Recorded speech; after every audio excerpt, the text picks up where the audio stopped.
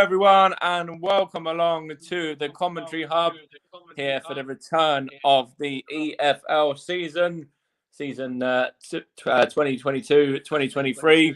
I'm the alternative match commentator for this one, Mike Harneman. It's Huddersfield against Burnley. Huddersfield, of course, suffered in the playoffs last season. They suffered playoff heartache at the hands of Nottingham Forest in the final. And Burnley suffered a different kind of heartache with relegation from the big time back down to the Championship. So plenty of changes between both sides as well in terms of ins and outs, etc., which I will get to throughout the programme. But alongside me today, or tonight I should say, we've got Luke Turton, who I'm sure is still buzzing off of that playoff final win as well. And I think you're just happy to be... be given the opportunity to cover a Huddersfield game as well, nice and early on in the season. So, good evening, Luke, and hope you're well. Yeah, good evening, Mike. Good evening, everyone. Yeah, I am very excited to be watching a Huddersfield game because I've had lots of banter with a Huddersfield fan over the summer. It's been brilliant, but the Championship comes round again, and they've got another chance to mount a promotion push if they believe that is possible this season, which the Huddersfield fans don't seem to be that confident after losing Carlos Corberán, Harry Toffolo, and Lewis O'Brien. Yeah, I was just looking here when I was doing some research regarding their transfers, etc. They've brought in quite a few players, but they're all players really from lower leagues. Jack Rolduni from AFC Wimbledon. They obviously went abroad to sign Yuta Nakayama as well. Obviously, Conor Mahoney's got championship experience with Millwall, but Will Boyle, David Kasuma, Romany Critchlow obviously went back out on loan again, I think, as did Matt Daly as well. But they're obviously players, that are sort of more sort of used to playing, League One and League Two rather than Championship football. Yeah, but some of the players that make it through to the Premier League start from non-league, so they have to go to a Championship team, get noticed, and then that's how they get the big moves. And of course, you mentioned. Go on. I'm not concerned with Huddersfield going with that approach because, again, Huddersfield aren't a massive club, so they won't have that much money to spend. So they have to do it wisely. So it makes sense to use that approach in the Championship to sustain themselves and not worry about getting any points deductions or anything. My bigger concern is whether those players can live up to the holes that are left with O'Brien and Toffolo. That's my they're two big misses, obviously, for them that have both moved on to Nottingham Forest and going to be playing Premier League football this coming season, I have to say. Obviously, Pippa left to go to Olympiacos as well. And then they got rid of quite a few other players that were released, Fraser Campbell being one of those, Naby Sarr as well. And I think Jamal Blackman obviously went to Exeter. So they got rid of quite a few. And as for Burnley have had a real...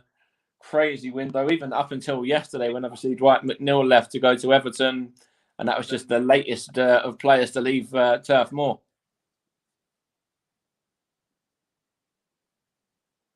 Yeah, I mean, Burnley have got that risk where they've had that much overturning players that it could actually harm them more than do them good because there is that spine of the team that's come down that wants to then try and mount push back up.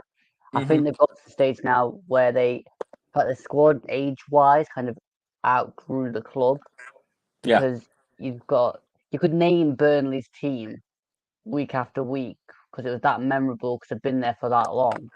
And I think it was always going to happen that they're going to have that overturn, but also I've seen it with my team where we signed a lot of players in the Championship season and expected it to gel, and it doesn't necessarily work that way. So we'll have to see how it works today. But I'm also very interested in Aro Muric in their goal because it's the first time I'm going to see him play since he played his last game for Nottingham Forest. Oh, wow. Okay. We'll get onto the lineups in a second, but Obviously, Somebody, I was just somebody saying we'll get told onto me the that. lineups. I was just going to say we'll get onto the lineups in a second. But they obviously have brought in quite a lot of players as well. Sold loads. Obviously, Chris Wood was the first of them at the end of last season in January. Then obviously Nathan Collins has moved on, Nick Pope's moved on, James Tarkowski, Bemley, Wayne Hennessy, Vic Veghorst, Aaron Lennon, Dale Stevens, Eric Peters, Phil Bardsley, and obviously Dwight McNeil being the latest, as I said. And obviously there's still Maxwell Cornet as well is another one who isn't involved today in any capacity, and another one who's likely to be making that move as well, and on the way out soon. Yeah, lots and lots of outgoings, but then again, like I said, it was expected. Somebody told me about Muric playing against England. I mean, it can't be that memorable because I don't remember it. Nor do So I, actually, to be fair. it's going to be interesting. But again, a Premier League team that comes down and has that much of an overturn of outgoings, Yeah. it's going to disrupt things. They also had to replace Sean Dyche and then Mike Jackson towards the end of the season. They brought in Vincent Company. But again, he's an unknown quantity in English football, kind of as a manager. Mm-hmm. So there's big risks with Burnley. I don't think it's going to be as clear cut as everybody thinks. I mean, I know I predicted them to go up in the top two last night, but I still have to urge caution that it's not going to be an easy season, even if they do get the top two, because the Championship never is. No, that's so true. And obviously, Vincent Company, as you say, has come in a real, stalwart of Belgium and of Manchester City. Obviously, he was at Anderlecht as well, managing over there, and he's actually gone to, both Manchester City and also the Belgian leagues in terms of some of his signings. Obviously, Josh Cullen being one from Anderlecht. Obviously, Muric, as you already mentioned, there was at Manchester City, as was Egan Riley and Harvard Bellis as well. And even the latest signing that they brought in, Vitinho as well, was at Cercle Bruges over in Belgium too. So, he's kind of using his knowledge really of Manchester City's younger players and the academy, and also of the Belgian league too, to kind of help Burnley a little bit in terms of some of their incoming. I think that was always going to happen. I mean, you could put a stick on that Vincent Company was going to go and raid Man City because he'll know what the talent is there from way of playing there. Yeah. It's not really changed that much. They obviously loan players out. They like to give them experience, and then the odd one gets into the City team. But it's like every other Premier League team that's at the top. They often buy perfection players than they do trying to bring them through. So in a sense, the lower leagues get the rewards of the big academies. And we'll start off with the lineups as well now. And Vincent Company's first lineup is in charge of Burnley. He's gone with Muric in goal, as you already mentioned. He's got Roberts, Harvard Bellis, Taylor, and Martin along the back. Then Cullen, Cork, and Bastian in midfield, with Brownhill, and then Barnes and Costello, who's a young player from the academy as well. So that's an interesting one there to include him from the start. And as for Huddersfield and Danny Schofield's first lineup, he's got Nichols, Turton, Edmonds, Green, Lees, Ruffles, Hogg, Thomas, Russell, Holmes, Koroma, and Ward. So, it's gone quite strong there as well. It's quite an interesting lineup when you look at these, especially the Burnley one, to have that young guy Costello starting from the off. Yeah, but in both positions in the middle, you've got Charlie Taylor and was it Harwood Bellis? Two centre backs, yeah. And then you've got obviously Castellos and Barnes. Mm-hmm. There's an experienced player alongside the younger player. Yeah. And also, I find it very interesting that he's playing Charlie Taylor in the centre because he's normally a left back.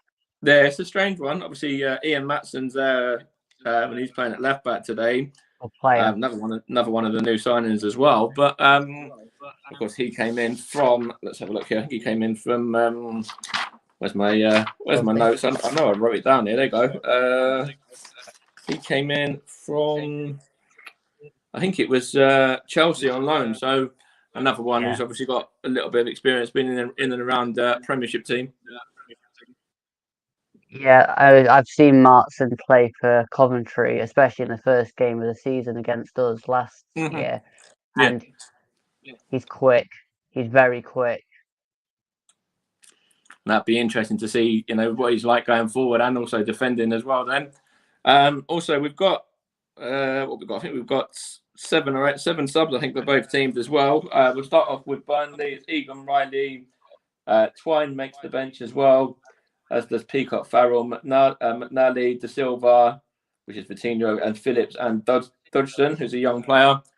And then as for Danny Schofield's side, it's Chapman, Andrew, Rhodes, Kasuma, Rodoni, Jackson, and Nakayama. So again, with the 5 subs as well, it could play a part here, and obviously it'd be interesting to see how much of a turnover that is in terms of players coming off the bench as well, and how much that's going to disrupt the game. It might be difficult for us as commentators with 10 subs potentially made.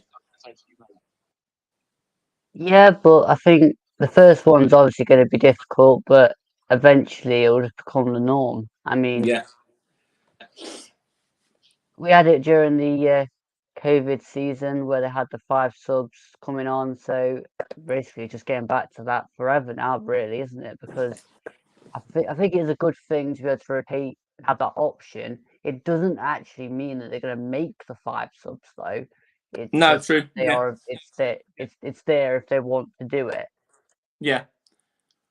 They're just showing Silver Thomas in front of me as well. A real, good player for Huddersfield. Got 7 assists from set plays, I think it was last season. And he was ranked first in everything that he was involved in. So, he was obviously a big part of the team that got promoted up, got into the playoffs, I should say. And then obviously Ashley Barnes there for Burnley as well. He's won 2 promotions from this division already. And he's going to have a big season, isn't he? And he's got the experience, that's for sure. Ashley Barnes will score goals in this division. He always does. It's one of those where I think it's going to be like a Mitrovic, I think. That'd be interesting to see if that's the case. We are going to be getting underway in a minute. The 2 sides have just lined up now, and they are out and just about to get us underway. It's going to be Huddersfield to kick off, going from left to right here, and trying to see who it is that's over the ball at the moment. But the referee, by the way, is James Linnington. And he's assisted by Sean Hudson and Paul Hodgkinson, and Matthew Donahue is on 4th official duty today. And we are underway now for the new season, as the ball is with Ruffles. He's just going to play it forward, and it's seen by Harwood Bellis back to the keeper, Muric there. He's going to take a touch and then try and clear it out to Roberts. And he's coming up against, that was Koroma that time. And Huddersfield had possession here early on. And it's now with that number 44, Castolo. Looks like he's going to try and make another run there. And it's headed behind by Leeds there for a throw early on to Burnley. Early stages, I know it's literally within the first minute, but what do you make to how these two teams sort of seem to be lining up at the moment in terms of formation, etc.? I think it's classic Burnley formation of 4-4-2. Huddersfield, again, it's a classic what they played last season, and it's just been a bit kind of scrappy end to end. No teams really had rotate the ball for more than 20 seconds. And it's now with Taylor there, who's obviously, we mentioned, is playing at left centre back today. And he's going to play that one into Roberts there. I think Howard Bellis had it as well for a second. And now it's with Taylor again. We're going to knock it forward, and it's now with, is that Josh? Is that Cullen? I'm not too sure there. I couldn't see, but Burnley knocking it out here to the right-hand side, trying to knock it forward towards Ashley Barnes, who's in an offside position there, and straight away he's picked out, and he liked the ball that was put over the top for him, But to be fair, that one's clear as day that he's offside, I think. I could already tell from the first minute and a bit of play that they're already playing more football under Company than they did under Sean Dyche. Which is a big, bold statement. As Taylor clears that one, hooks it away, and it's up into the air, and it's back with Burnley now, and it's now with Costello, and he goes back to Cork, and then I think that's not back by Roberts to Muric there. And it's Burnley just in possession. Howard Bellis is going to try and clear it, and it's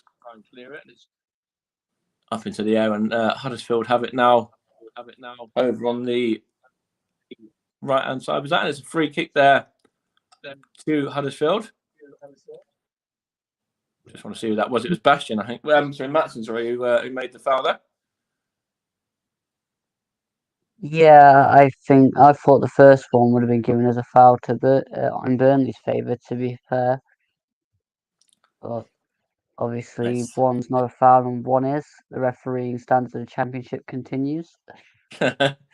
Nice to get underway nice and early with the refereeing decisions there that people might not like. But it's a free kick here for Huddersfield. Look like they've got a man just trying to play off the shoulder of Ashley Barnes there as well. I'm trying to see who it is, but whips in here, and there's a round the back post. Is he going to get to that one? That was, I think that was Lee's there. Is that another free kick there? In fact, it's gone the other way. I thought it was going to be a free kick there in favour of Huddersfield, but it actually went the opposite way. I want to see what's happened with that one, but I know Lee's there. Just couldn't get on the end of it. He kept the ball in, and he knocks it back. But actually, it wasn't even a free kick. It's gone behind for a throw. But I thought Huddersfield were a bit unlucky not to get another free kick there, really, if I'm honest. Yeah, I didn't see it close enough to actually know either way. But the free kick that they actually did have, it was classic what they were doing last season, just trying to get it to the back stick. But again, they don't have the quality that they had over set pieces this season as they did last season. No, that's right. They have lost some key players, as we said earlier. Burnley in position with Howard Bellis. He's given it away, though. And it's going to be put forward there by, I think that was Russell there trying to play it forward. And it's comfortable in the end for Muric. But a bit sloppy there from Burnley in the opening 5 minutes. A bit naive from Howard Bellis playing the ball out. But again, it's understandable the first game of the season that passes go astray in the first 5 minutes, because again, it's the first actual chance of competitive football for points. That's right. Now it's Nichols here for Huddersfield. Going to take this one and knock it forward. One in the air though that was Taylor, I think it was.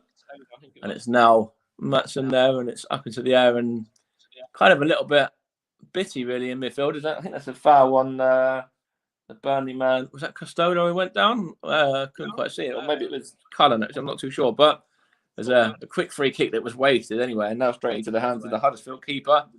Obviously Nichols, and again, it seems a bit frantic. I just saw it there as well. Huddersfield gave the ball away there, and it seems like neither side can get a foothold in this game like early on.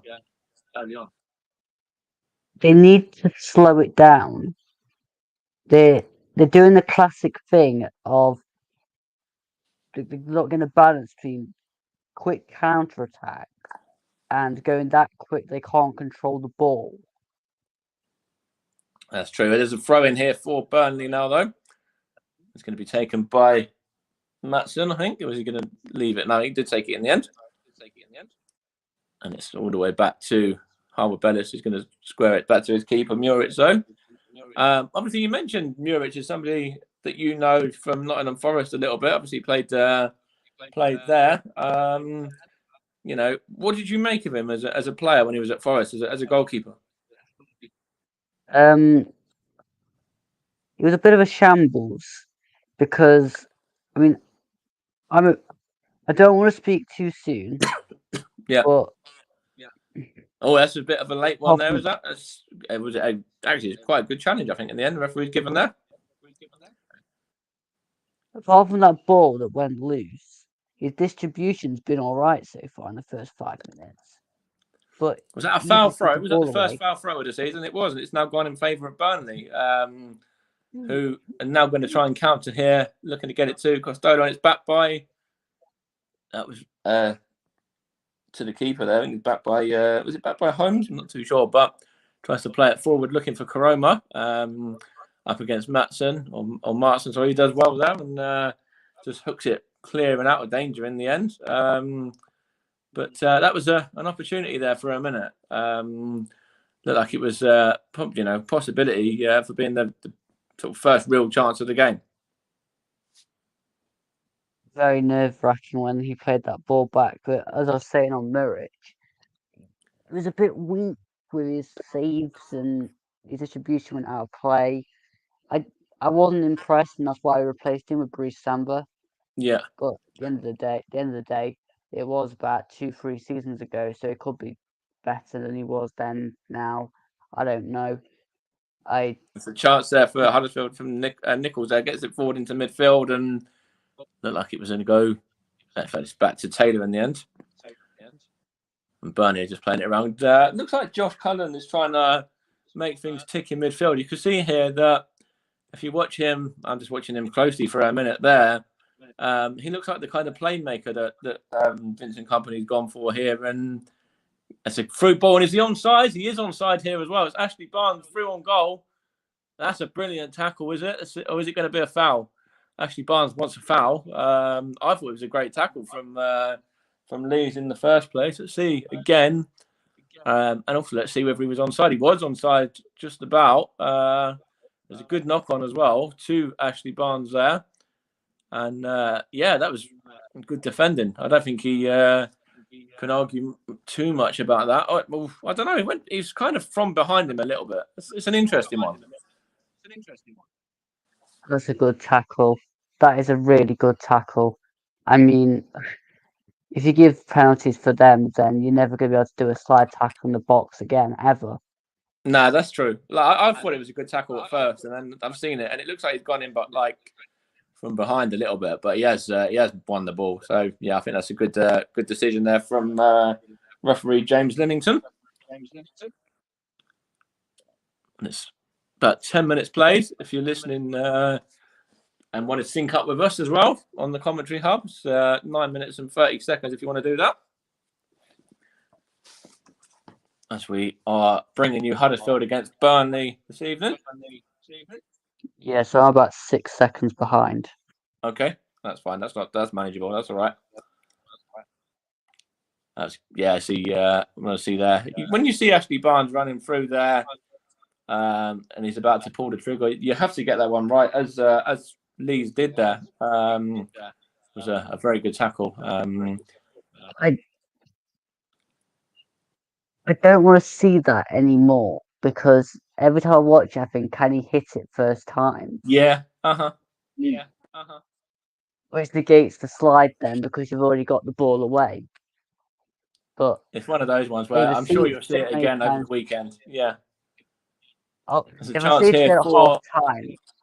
Oh, I'm sure they will. There's a chance here for Burnley. They look like they're going to try and build it down the left-hand side, which they have with Martson. What's he going to do here? He's got support. If he wants to go back, he's going to go back to Cullen, straight at keeper. Nichols there in the end. But again, Burnley are growing into this game a bit more now. I think they started a bit slow. But, now they're playing sort of some free-flowing and kind of confident football, especially down this left-hand side there, where Martson, had pretty much the freedom of Yorkshire at that moment in time. Yeah, I wanted it pulling to the guy just at the edge of the box as he was running through, and he played it even further back to pull it, I think it was. Yeah. I just think pull it to the edge of the box, could have pinged it top corner, but yeah, it's pretty poor attempts in the end. And he's got it again, that's Martson now. It's good defending actually from Huddersfield, just smashed it forward. And actually Burnley are just able to knock it back to, I think that was Howard Bellis, was it? And he's trying to play it forward now. And Burnley got it in midfield through, was that Cork? I think it was Cork there. It's This ball looks like it's just going to go out of play for a goal kick, which it does.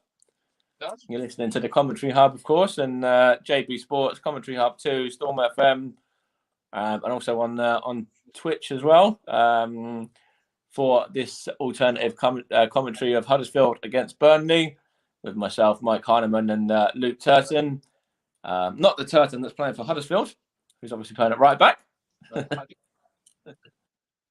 think he's almost calling for the ball there as well, was Ollie Turton, but he didn't get it as Burnley have a throw there. 12 minutes played, and it's still 0-0. And what's the referee doing there? Has he given a free kick there? Yeah, he has. And it's taken quickly as well, and it's a bit of a strange one there for a minute. Wasn't sure what was going on for a second there, but what we know now is it's gone out of play for a Huddersfield throw-in. What did you make of that? Because I wasn't sure what was going on, and I wasn't sure the referee had actually pulled up for a free kick there. It took a minute to actually get to the final decision there. I think while you were a bit confused, I was trying to look at what was going on, and yeah, I think there was a shoulder barge as the ball was in the air. Oh, and okay. you go it as a free kick, but there's twice Burnley have got free kicks. There's a chance here for Burnley. That's put through to Ashley Barnes by Cristolo, and it's straight at Nichols in the end. But again, Ashley Barnes is causing issues to the Huddersfield defence. And this time it was from down the right-hand side. And young Cristolo, I don't know much about this guy, but it looks like he's trying to play off the shoulder a little bit there. And he looks like, I think Vincent Kompany's seen him a bit in pre-season and been impressed because he looks kind of, I'll say he looks quite fearless really for this young kid here that's playing for Burnley now. I agree. The quick free kicks just aren't working for them though. Yeah, they're wasting the quick free kicks, and Ashley Barnes was always going to go for goal there, but of course, again, there's a guy running. There's a guy running in, and you could have slid it across the box. There's a chance for Huddersfield to go get it forward, but in fact, it's now with Burnley again. Want it back. Cullen's going to try and play Barnes in. Is he up against Lees? What can Barnes do? He knocks it back there. That's good. Bit of skill there from Ashley Barnes, but Huddersfield have it now. I think that's with I think that was Russell there, was it? And now out to Koroma. Josh Koroma here. It's a good play there from Burnley to win it back. And just play it around here now. It's just the back line, the Howard Bellis and Taylor and Roberts, and now it's with Matson as well. So the whole the back line get a touch. Now it's with Bastian. Samuel Bastian, another new signing, of course, for Burnley, was brought in by Vincent Kompany from Standard Liège, and I don't know what you know about him, if you know an awful lot about him, but obviously, the people that we speak to, Burnley fans, JB and Paul, seem to be quite excited by that signing. I know, literally, his name is Samuel Bastian, because you've literally just told me. That's but no, I think JB and Paul seem to be. I think Paul in particular seems to be fairly excited about that one. Who's that? Roberts now on the right hand side. And again, that's good skill from Cristolo as well. He does look very fearless. It looks like he's enjoying the moment of being out there and being involved in the action tonight. Sometimes you get that from youngsters though, where they just come in, they've got nothing to really prove to themselves, and they can just go out and just play. He does look a threat for Burnley. He does. Here's Howard Bellis now across to Taylor, and it's going to be played to Martson there, and then back to Taylor again. Of course, Commentary Hub would like to thank our streaming partners, Melon, as well, who are kindly going to be with us again this season, as they were last season too. So big thank you to them.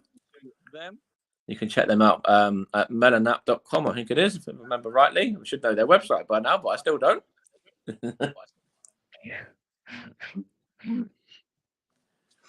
And of course, commentary services are going to be kindly Going to be our man of the match or player of the match, I should say. Sponsors again this season. Barry Swain's commentary services, of course. Excellent job that Barry always does with all the commentaries and getting people to get involved in the game, like he has with me, Luke, Russ, and many others as well that you'll hear on the channel throughout this coming season, or channels throughout this coming season, I should say. Here's Cork now, the captain of Burnley. It looks like just a bit. There you go.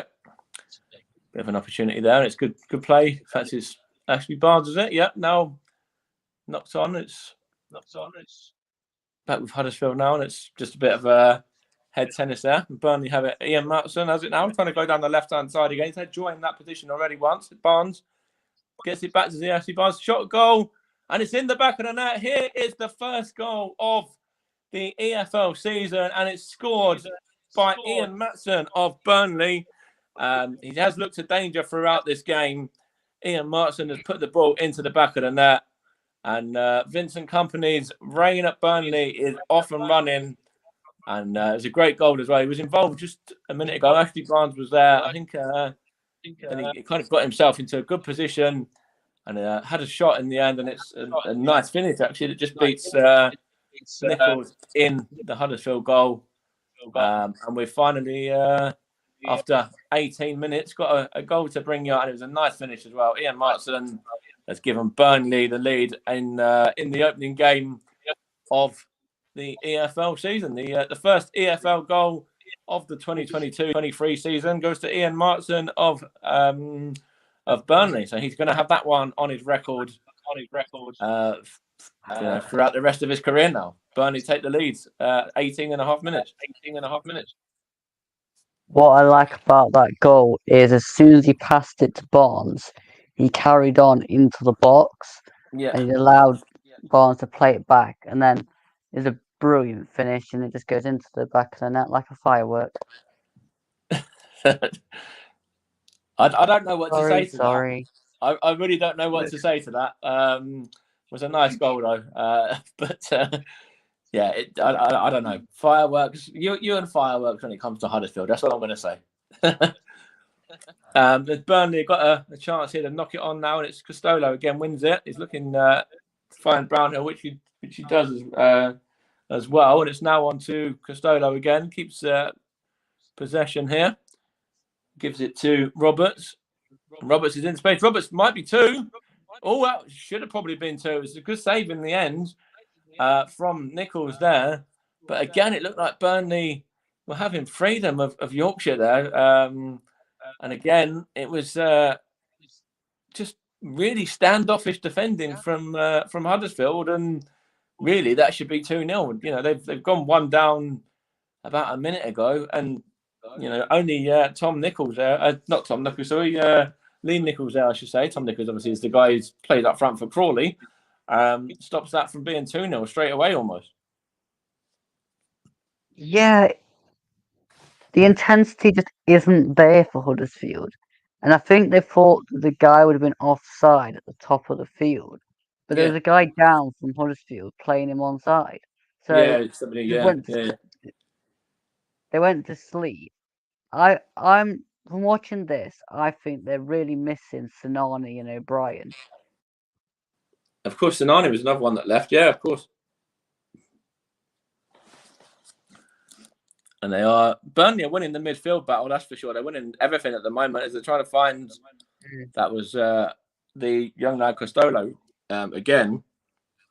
I think that was Bastian trying to play him through that time. But again here, this one they've just got to replay the goal in front of me here. Ian Matson picks up the ball, carries it down the left-hand side, plays it into Ashley Barnes, who was that Josh Brownhill, was it, who leaves it? Sort of dummies it, and then Ian Matson there, the on-loan Chelsea man, just fires it past the Huddersfield keeper there and into the bottom corner. But yeah, that was a brilliant goal there, and Burnley on the balance of how the game's gone so far in the first part of this first half, I think deserve it as well. Totally. absolutely deserve it. I mean, Huddersfield hadn't even had a shot on target yet in the first No. half. There's a free kick there. Josh Cullen's gone down. It's going to be taken in a second. 22 minutes played. Huddersfield 0, Burnley 1. Vincent Company there just barking some instructions across to his Burnley team. It's now all the way back to Muric. He's closed down there. Was that Karoma now in possession? Goes down. Was that a free kick? It is as well. See what I mean? That's Muric. Was That's that his first mistake in the game? sort, Quite a poor kicker anyway, straight to the Huddersfield man. But yeah, that was something that he needs to sort of improve on and quite rapidly, yeah. that's the sort of stuff that he was doing at Forest, though. I don't think it's computed even now that you can't dally on the ball in the Championship in the box because you'll get closed down. Yeah. And then that happens. Then Huddersfield then get a free kick because your team's under pressure. It's good defending from Burnley for the free kick, though, and looks like they're going to be able to get a chance to break here through. I think is that Bastia? Yes. No, it was. I'm not too sure. It was actually Matson. Sorry, I think he was just in a different position there for a moment. And free kick here.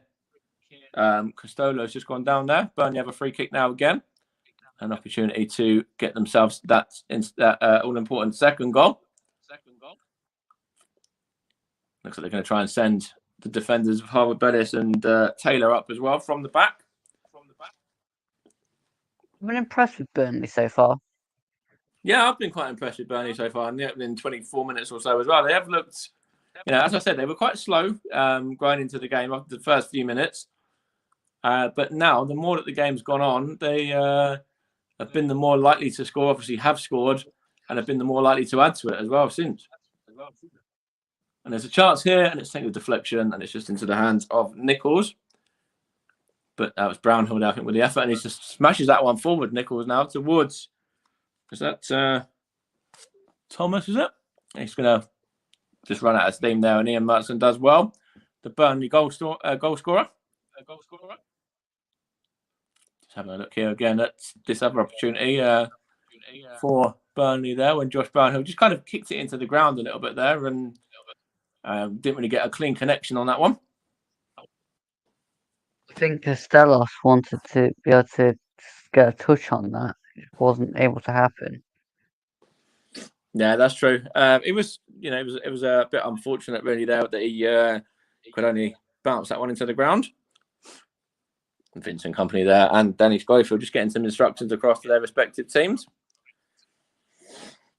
It's quite obviously an interesting period on the opening day of the season to see where these two teams can potentially get to. Obviously, there's still, a couple of weeks left of the transfer window as well. So investment will still be quite strong. I'm sure Burnley will want to invest after losing lots of their players. And if they can get off to a positive result tonight and continue that on in the next few games as well, while the transfer window is still underway, they could maybe use that as a pull-in, as a way to help pull some more players in and more experienced players in to help them up to the Premier League again at the end of the season.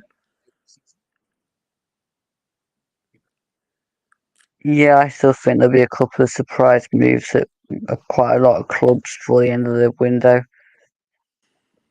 That's quite an interesting shout. Obviously, Huddersfield have got to do quite a lot, really, in terms of bringing in replacements for some of their players. Obviously, two that you mentioned earlier, we touched on Lewis O'Brien and Harry Toffolo, both sort of been replaced, but not been replaced. They could still do with bringing in some players, to help out in covering for those guys who are, obviously no longer at the club. I think it's more the fact of they need to find players that can do the jobs they were doing. Yeah. Because Toffolo was able to get around the back. There's a chance here. That's a through ball towards Ashley Barnes from Brownhill. Costolo's in support if he wants to use him. He's going to go across to Roberts, though, who could have actually made it 2-0 just after the first goal had gone in. And now going to get it back as well with Roberts, and now it's with Jack Cork. He's actually decided to go back in the end to Harwood Bella. So what were you saying there regarding that? I'll let you just carry on whilst it's kind of the game's at nothing at the minute. Yeah. South Flow's had to get around the back for goals on set pieces, and O'Brien used to take the set pieces a lot of the time. Right. And to be honest, and also O'Brien drove through the middle and carried the team forward.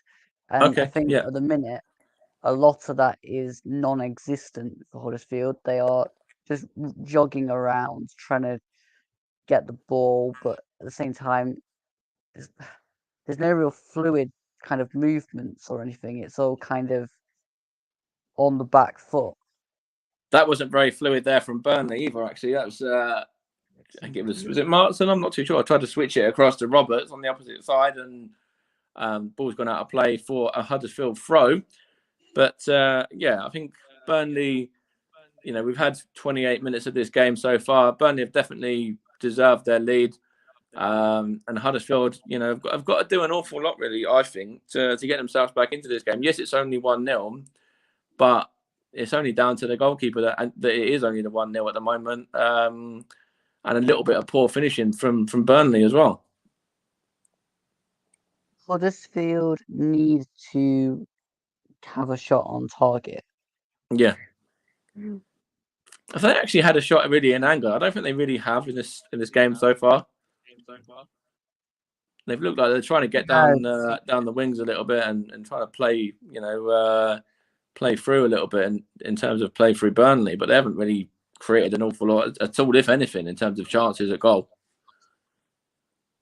No, they're struggling to get through Burnley, and I think that's There's a chance here on the edge of the box now, and it's going to go to Brownhill there, and now it's with that was Roberts, who's just won a corner. Opportunity for Burnley to get them defenders of Harwood Bellis and Taylor up from the back again. The concern I have with Huddersfield is it doesn't seem to be getting any better the longer they play. No, it actually seems to be getting worse, if anything, yeah. And you can pass straight through them as well. Burnley are able to pass round them, and then they just get the last block off, or the keeper makes a comfortable save, or Nichols has only really had to dive for the goal. I think just that once, and then obviously the one that he saved. Yeah. But the one he's saving is reaching up and catching. No, the one he saved just after, which should have, when it should have been 2-0. I think it was. Within a minute afterwards. Yeah. It's a corner there. It's headed at the back post. But no, he's only had two things he's had to do, really. Pick the ball out of the back of the net and then make that one save just after. He hasn't really had loads to do other than that. Excuse me. But a lot more than Murray. Still enough at the moment, yeah. Here's Martson again. The most touches, actually, is Ian Martson in this game as well. He was 36 just a few minutes ago, which is now one or two more than that. Going to take this throw in as well. Obviously, he's the man that's given Burnley the lead as well. The goal scorer so far. As it's Huddersfield 0, Burnley 1. If you're joining us late, if you're just coming in or anything like that. On the opening weekend of the EFL season. Of course, we've got some great coverage across the weekend for you as well, including the final of the Women's Euros coming up between England and Germany at the weekend on Sunday evening, as well as the Community Shield is going to be brought. I'm not sure if it's live or on delay as well. And we've also got Monday Night Football for you this weekend as well. I think we're bringing the game with JB on Monday, I believe. So still an action-packed weekend. We'll touch on England probably in a little bit as well, a little bit later on. But it's with Burnley now, and it's now that's Cork there out to that was Costello's just got the ball there, I should say now, and now Cullen, and now Roberts there back to Cullen via Cork again, and then he goes across to Roberts on the right hand side. Manu could have easily made it 2-0 just after Martin scored. There's a chance here for Burnley though, and it's going to be Costello. Is he going to get a cross in here? It's good skill there though. Burnley just playing it around in nice little triangles at the moment. Here's Brownhill. Martin can't get on the end of that one, and it's going to go out of play for a throw on there. And you can see a nice touch here from the Burnley fans applauding their team there. They're enjoying their evening out so far.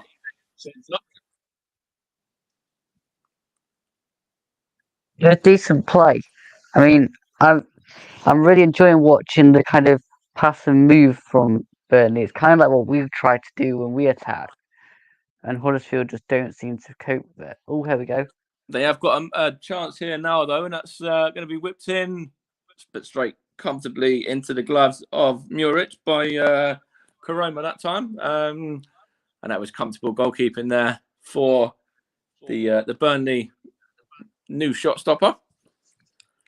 Of course, Burnley, I just saw Craig Bellamy just a few moments ago as the assistant manager there under Vincent Kompany as well. Another one, with loads of experience in the game at playing and at coaching level. And I think he'll certainly help Vincent Kompany out in the season with on the coaching side of things.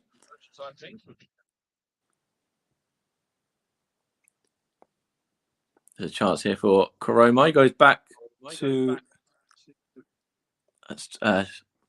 who was that there? That is, I think that was Edmonds, Green, and Lees, and then it's all the way back to the keeper Nichols now. Anyway.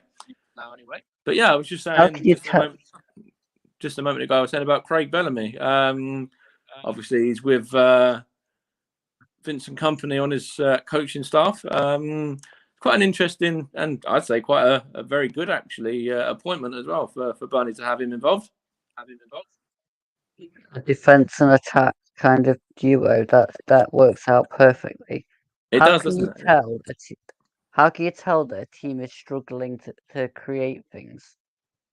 You play the ball back to the keeper when they're near their penalty area. Absolutely, 100%. It was Costello there, just couldn't quite get on the end of that one. We've got about 10 minutes or so left of the first half. Huddersfield Town 0, Burnley 1. Ian Martin's goal, the difference.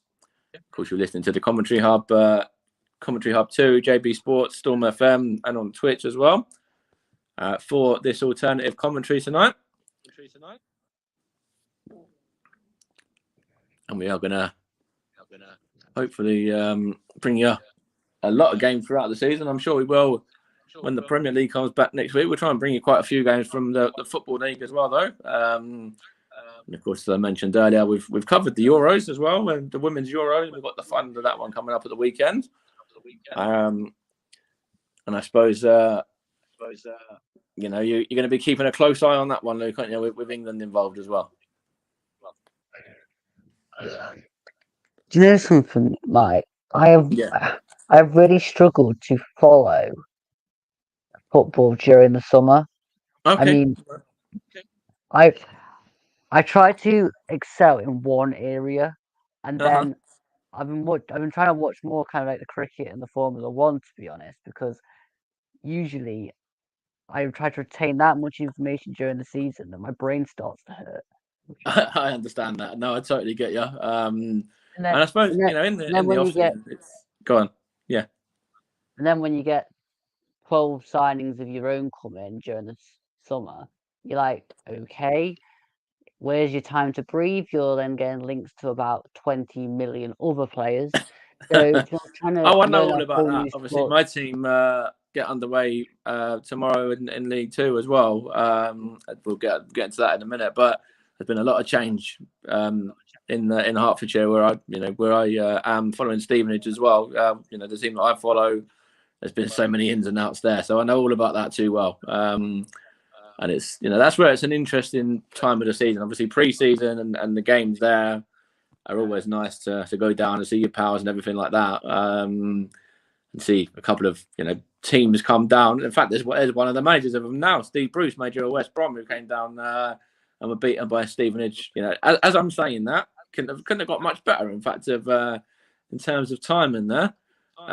Steve Bruce, obviously one of the the manager is going to be managing in this league, managing West Brom. We're obviously play tomorrow, and then Watford and Sheffield United as well, which we're going to bring with JB on Monday. But that couldn't have gone much better in terms of timing, could it, Luke? To be fair, I'm talking about the Championship, talking about pre-season, etc. And then Steve Bruce pops up, man that I met in pre-season.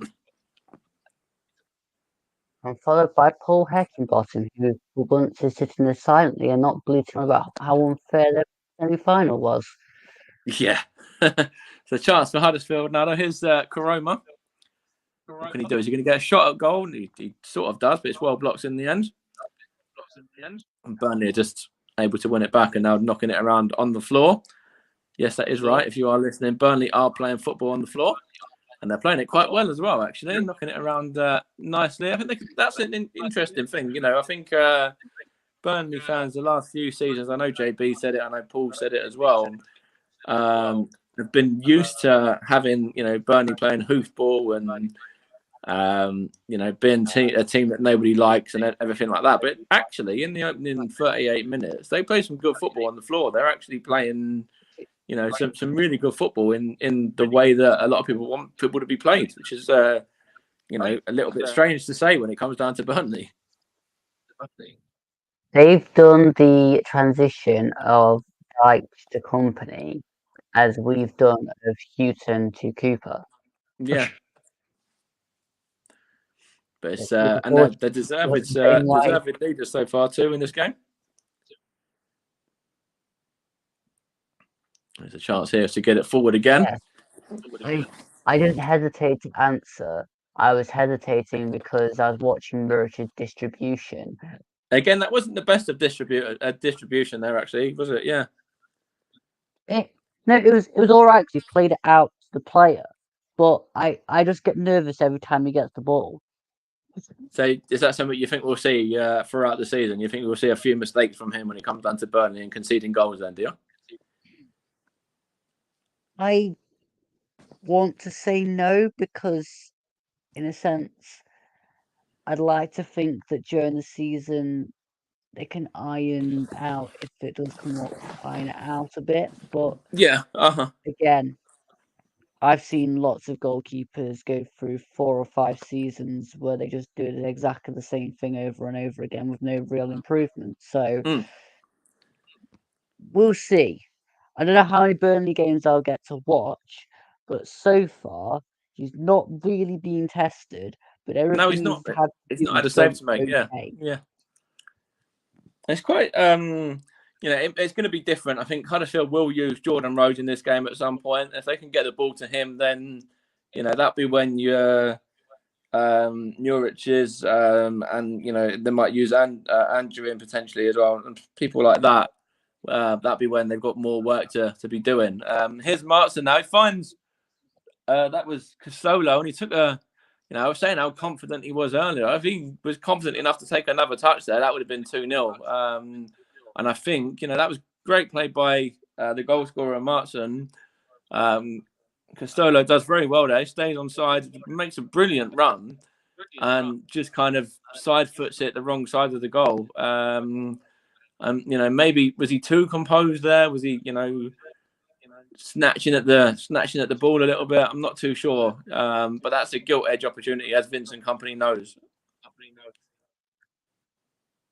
I think he had too much time to think about it. That should have been 2-0 though. I think he knows that one, as does Vincent Kompany too. And Huddersfield have got an opportunity to breathe. That was a decent bit of play there from Muric, although Huddersfield have it back in midfield now, though. It was rushed though. He smashed it out there. It wasn't as comfortable. Oh, I'll ping it over there. It was just let's hit it over there because I'm getting under pressure.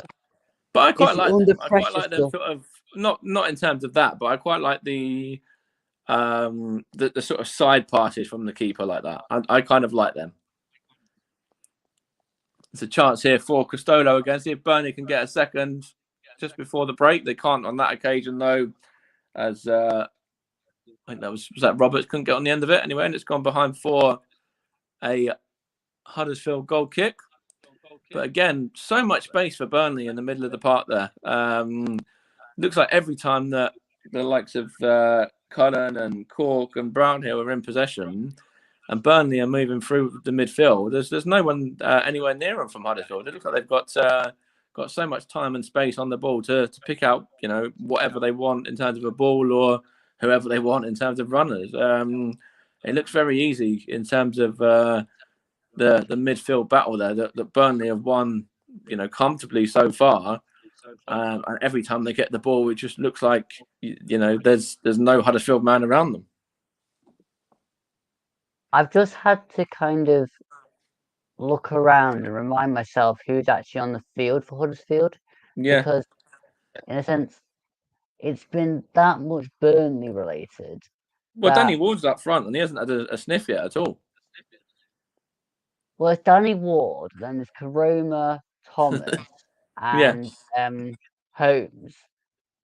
See, I've mentioned Karoma a couple of times. I think I mentioned Thomas once, but in terms of Danny Ward, he's not had an awful lot to do. I think he's just, so isolated up front. He's got no support from Karoma and Thomas, etc. He's just so isolated, and Burnley are just able to keep him out of the game at the moment. I'll tell you how much Danny Ward's in the game. I nearly asked you who's playing up front for Huddersfield. Yeah, and I wouldn't have been surprised if you had. It's only because of the last minute I worked out. Costello again. It's a good head there from Edmonds Green. I think that was, though.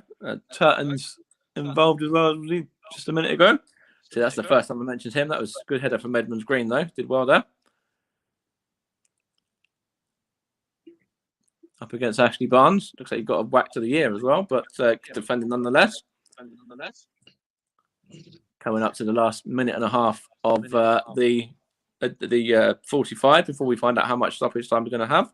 Do you know what surprises me about this game? No, what's that? Go on. You know how you're saying that Burnley get all that space in the middle of the park? Again, I'm just looking here. They've had so much space there down the left-hand side as well.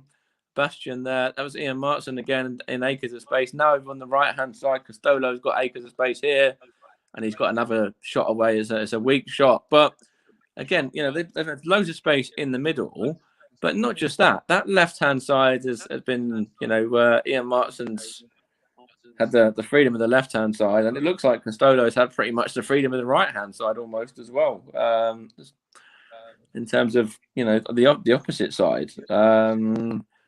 You can't expect that there's anybody different to last season that's in that midfield.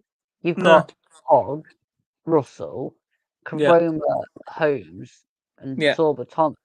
They all played last season for Huddersfield. The only difference is they did not have Lewis O'Brien. Yeah. He makes them tick, or made them tick quite a lot. Then obviously, I didn't see loads of Huddersfield games or anything like that. But Lewis O'Brien, you could see that he made them tick. We played them 4 times last season, and this reminds me of the 3rd game we played where they weren't in it. Oh, and the 4th game where they weren't in it until 65 minutes. Right, okay. But it's a free kick here to Burnley. We've got 1 minute of additional time. At the 45 now. We're about 20 seconds into that minute as well. Huddersfield 0, Burnley 1. The Sky fixture for the Premier League for October have just come out. Right, okay. We'll look at that later.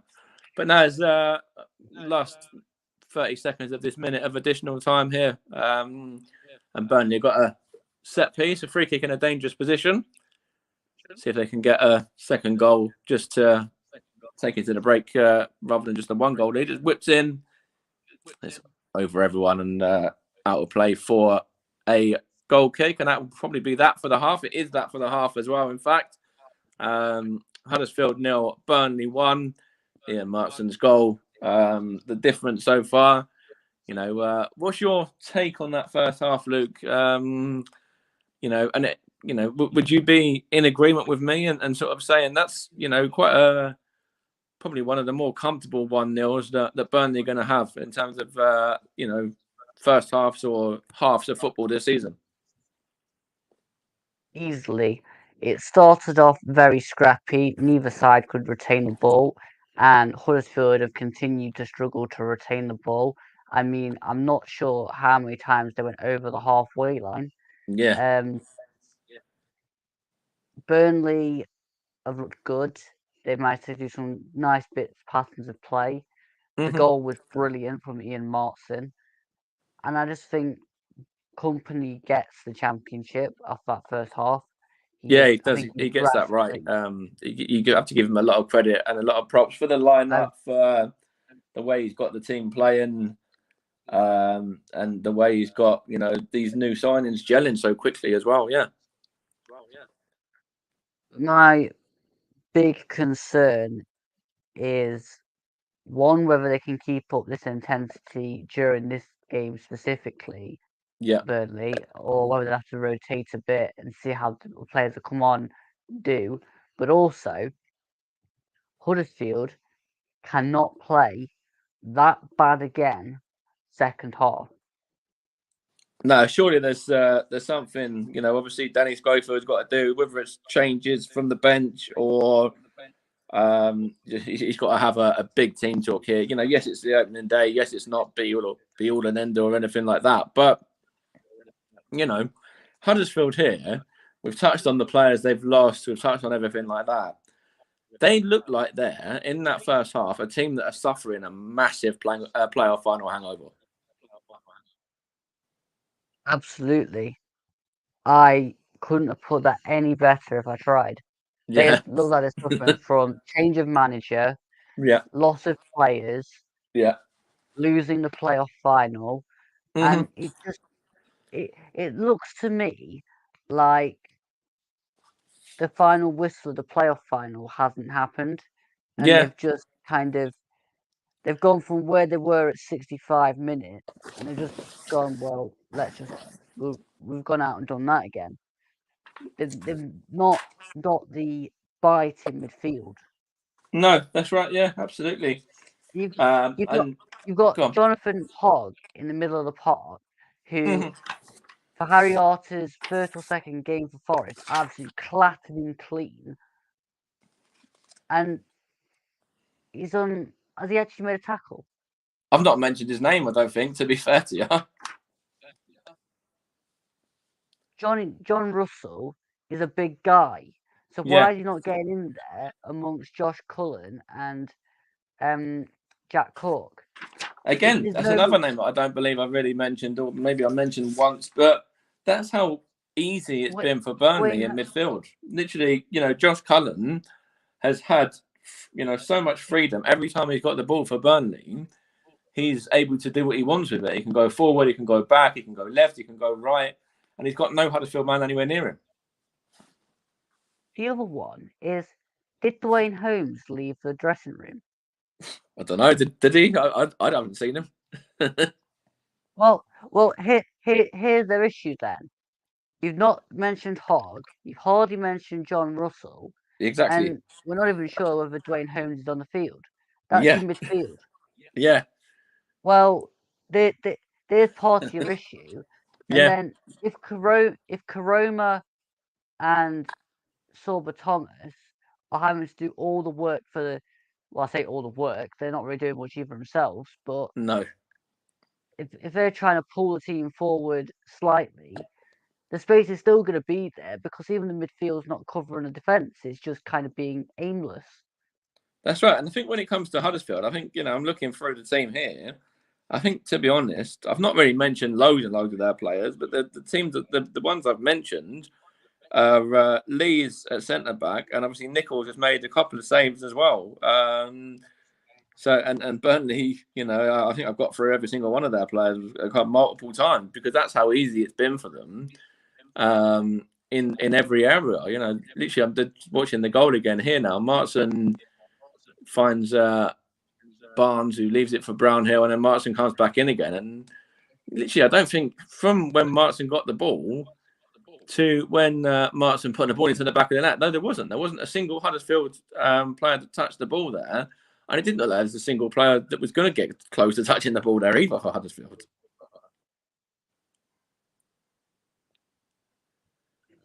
That's how easy it was. No, nobody particularly as that. What was that guy doing? Sorry, I mean, who was that? I think it's Edmonds What Green. the centre back was it? Edmonds Green. And you know when Martin takes that shot, he Yeah, leans backwards. He yeah. doesn't throw himself in front of the ball to try and stop it. He No. leans back so it almost clears the space for the ball to travel. See, I'm just watching this one here now from the 9th minute as well when Ashley Barnes goes down. Obviously, Lee's kind of kicks the ground a little bit. I'm not sure, what's being said on punditry duties and everything like that. But regarding that, I don't know, whether they're saying it's a penalty or not. But yeah, I think it would have been soft anyhow, personally. I don't Just think some of the other really give. some of the other chances here as well. Of course, Costello there, and then there's this one from. So this is the chance where it should have been 2-0. From Roberts there, about a minute and a half after Burnley had taken the lead. This one here was another one that was just kind of hit into the ground, and Burnley building from the back here as well, winning the midfield battle again, and then playing it out again. Ian Martin's in acres of space on the left hand side once more, and then he tries to play that one across to Costello, who needed to take an extra touch and compose himself a little bit before taking the shot there. And as you said, Huddersfield haven't had a shot on target, and that's continued all the way through the half. And Burnley, if they can continue this, Huddersfield, as you said, can't be as bad as they have been in the first half in the second. That stat is actually quite damning. And one shot on goal, none on target. No, touches in opposition box, Huddersfield 1. Wow. See, that's why we haven't mentioned much of their attacking players, because they've only had one touch in the opposition box. What's Rush saying? If this was a Premier League game, then it would have been 0-0. Martin's goal would have been disallowed because Brownhill was in the eye line of the goalkeeper, apparently, according to Russ. I don't know. What's your take on that? It's not a Premier League game, so that's irrelevant. That's fair. I don't know. I don't see too much wrong with it, to be honest. I think it's just really good attacking play from Burnley. I think poor defending as well. I think it's a mixture of the two. And I don't know. I'm kind of in agreement with you. I think it's just poor. I don't see the relevance of that really. But I also think that I don't think there's anything wrong with the goal either, if I'm honest. Apart from obviously the defending from Huddersfield. I don't think I took that much notice of where the Burnley players were. I'm more annoyed at how the Huddersfield players could have prevented that goal, regardless of if someone was in the goalkeeper's eye line. If your defender is leaning back off a shot, then to me, you deserve to concede the goal regardless of whether it should be disallowed or not. No, because your defenders are not throwing themselves in front of the ball and playing for the shirt. They're just tucking away from balls. I think that's a true statement. Yeah. Just bear with me 1 second. I am still here, by the way. I'm just going to plug this in because my machine was just decided it wanted to die almost. So plug this in before the second half. But when you look at the options on the bench as well, what do you think Huddersfield can do? Do you think an Andrew can potentially change this game, or a Jordan Rhodes, or do you think it's kind of to the point where Burnley will just continue to see it out as they have done? I need to get the subs up because for me, Andrew Rhodes, Chapman, Kasuma, Rodoni, Jackson, and Nakayama at Huddersfield's bench. I mean, yeah. I'm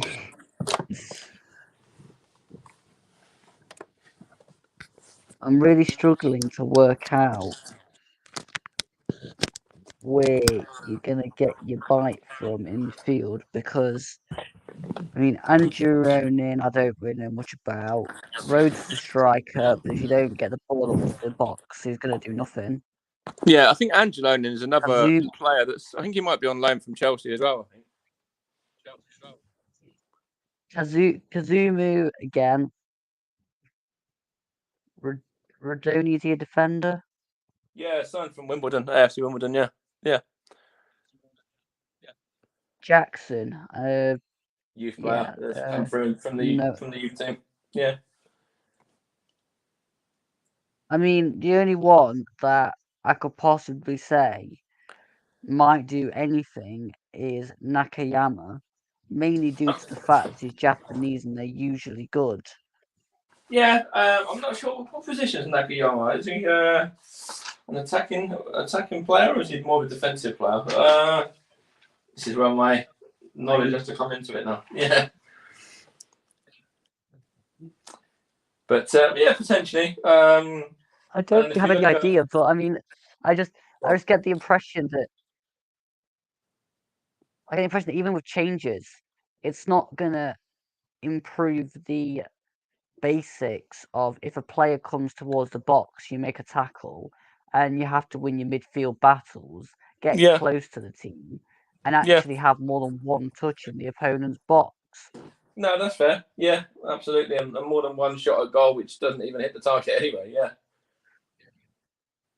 I mean, we can see it sat here, not even in the yeah, stadium. yeah, So absolutely. Yeah, yeah.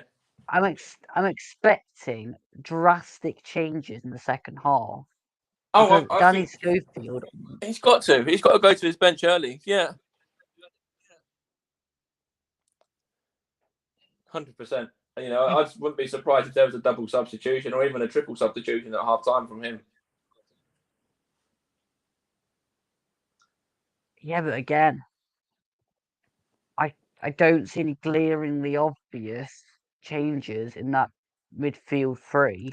No. That I mean, you're talking Jonathan Hogg and John Russell, right? Yeah. Mm-hmm. If they can't in the second half come out and snap a few tackles in, then why are they still at the club? Because last season they were renowned for getting in the opposition's faces and making it difficult. Yeah, I watched Huddersfield. You know, I said I didn't watch them a lot, but I watched them a couple of times. And the times that I did see them, I noticed that. I noticed that they were the kind of players that would always make a challenge. But now it's just so easy for this Burnley midfield. You know, Cork, Cullen, Bastion, Brownhill, you know, have literally had so much time and space on the ball. It's like that, you know, these guys, Russell, and aren't playing because the way that they were last season and now, are they going through this still in a bit of pre-season mode? I don't know. Is it?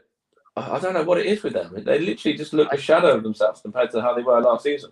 I, I still think they're on the pre-playoff final summer training Training camp camp. thing. I don't Yeah, think they've left there because yeah, they were absolutely brilliant against Luton, and then they went away to Spain, according to the Huddersfield fan, and then never really turned up in the final till 65th minute, and then they had a little bit of a go, but even that wasn't great.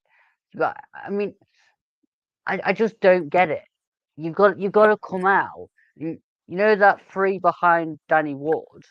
They've got yeah. to interchange. They've got to Mm, interchange. They've got to play some football across them, create a bit of movement, and pull the Burnley defence around. At the yeah, minute, it's way too 100%. static. They need to wake up. What's you know, I'll tell you something. What I just thought there. Obviously, Huddersfield have just come out and they're being put through their paces. Sorry, I should say it. Just before the start of the second half here, and there was about 5 or 6 players there. I was like, "What? They're making 5 subs in one go." Literally, I thought that literally that's what they were going to do because it wouldn't have surprised me if they had.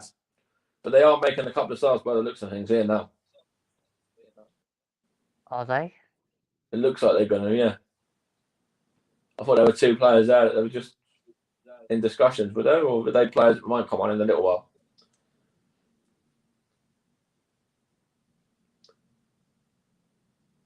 Let's see. maybe they're not going to actually make them as subs that they're going to be using now. Maybe that's in a little while. But no, it doesn't look like it. Okay, I think we're just going to be unchanged then throughout this start of the second half. Anyway. Usually the managers let the teams go and try and fix it for a bit first, don't they? Yeah, that tends to be the way. The lineups I'm coming through again. So Nichols, Turton, Edmund Green, Lees, and Ruffles, and then we've got Hogg. The Burnley in position, by the way. Let's have a look here. We've got Thomas, Russell, Holmes, and Koroma as well for Huddersfield, and then Danny Ward up front. A chance here for Burnley now. We've got Muric, Roberts, Harbour Bellis, Taylor, Martin, the goal scorer, Cullen, Cork, and Costello, Brownhill, Bastion, and Ashley Barnes as well. Huddersfield there. Just thought I was going to try and make something happen for a second, but couldn't do anything there in the end. Vincent Company there, just getting some instructions across. I think that's was that Ruffles there, or was it Turton? Maybe, I'm not too sure. That so he's taken the throw. Huddersfield just in possession. In fact, it's Turton. I think he's just going to play it forward, and now Cullen there knocks it forward, and it goes out of play for what looks like it's going to be a Huddersfield throw there. Early on in the second half, still remains Huddersfield 0, Burnley 1, with Ian Martin's goal, the only goal of the game so far. Huddersfield just can't quite win that one again. It's now Brownhill, and now back to Muric there. Just about gets away with that clearance, and it's Barnes, is it? Chance here for Burnley to go. He's going to keep that one, is he? No, he doesn't quite keep it, and he goes out of play for a throw there. But again, a bit like the first half. Yeah, and then a few minutes have been a bit frantic again. Is that Mike Jackson? He's still involved at Burnley as well, then? Is he on the coaching staff, I think, by the looks of things there, under Vincent Company? So it's nice that he's kept a place, kept him involved. Yeah, I generally think that there's something going on with each start of each half where both sides forget how to play. Again, here's Turton with a throw for Huddersfield. He's going to throw it down the line, is he? In fact, he's going to take a few extra steps. This is the norm these days, and now that's put forward by Edmund Green. There's a chance here for Huddersfield now with, I think that's Holmes, is it? Out it goes here. Is that Koroma? I'm not too sure. Or was it Thomas? No, it was Koroma that time. Just took a couple of extra touches there and couldn't quite get across it in the end. But that was a good play there. I think that was, I'm sure that was Holmes involved there. And Koroma was just tried to take it round Roberts, and it went behind for a goal kick in the end. But something a little bit different from Huddersfield than what they were offering in the first half anyway. Well, they've just come into the game a little bit. But yeah, the other thing that surprises me is Ollie Turton for Blackpool was bombing forward and creating things. I know, he hasn't done. That was a bit of a hoof clearance or hoof kick forward, I should say. Trying to find, was that Thomas that time, I think, on that side? There's a throw on for Huddersfield anyway. But again, there's not a lot of creativity. It's all trying to press a mistake out. Burnley. See what happens here. See what they've got here. Whether they've got a long throw from their man here now, which I think is Holmes, is it? It doesn't look like a long throw actually, and going to get it back as well. Now it's going to be straight through to Muric there, but it doesn't look like that was something he might have worked on in training with that long throw there. There's a potential way to hurt Burnley and cause them a little bit of danger. But here is the counter attack now, though, with Costello gets it back up against Ruffles there, who does well to see that one behind for a Burnley corner. Is that, or is it going to be a goal kick. Let's have a look. Does look like they're lining up for a goal kick, is it, in the end? And now it is going to be a corner here to Burnley. In fact, there's an opportunity here. So a bit of pushing and shoving. I'm not too sure. But anyway, it looks like Howard Bellis and Taylor are up from the back. The two centre-backs. Ashley Barnes in the mix as well. And just, there's a bit of shoving between Costello and a couple of the Huddersfield men there. One of them being Ruffles.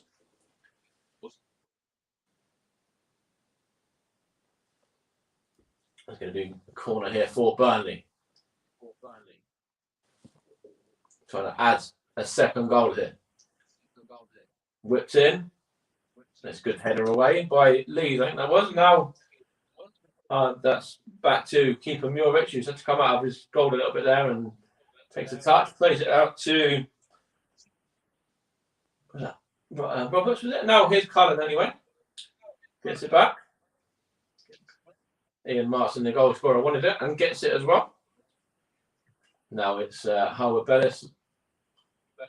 Gets it from Taylor. Howard Bellis brings it out into midfield and finds Ashley Barnes out and plays it out to the flank. He's going to try and get himself into support too. And what can Burnley do here? Is there an opportunity for them to get that second goal?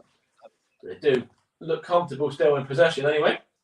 As Taylor has possession and plays it back to his centre-back partner, Howard Bellis again. Just exchanging passes between the pair of them. And Taylor plays it out there to the Costello again. That was the young man Costello. And that's played forward by Cullen to that's Costello again. And now Roberts is involved as well. And Brownhill. It's going to be whipped in here. It's Huddersfield in possession. And he tries to play it here. Huddersfield have got a couple of men over. Karam's going to get to it as well.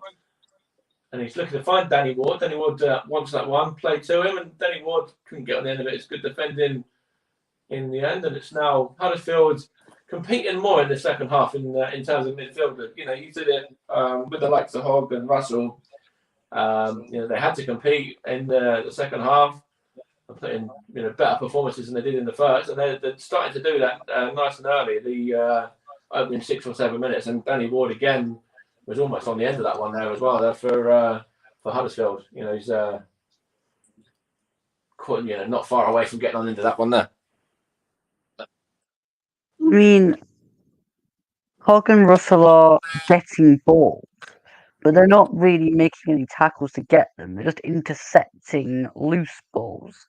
Yeah. So, in a sense, I know that's more than what they were doing in the first half, but when Burnley have the ball, they're still not really making a presence. No, but they are. They're getting a bit more. Well, they're getting quite a bit more possession, I should say, in this half as well.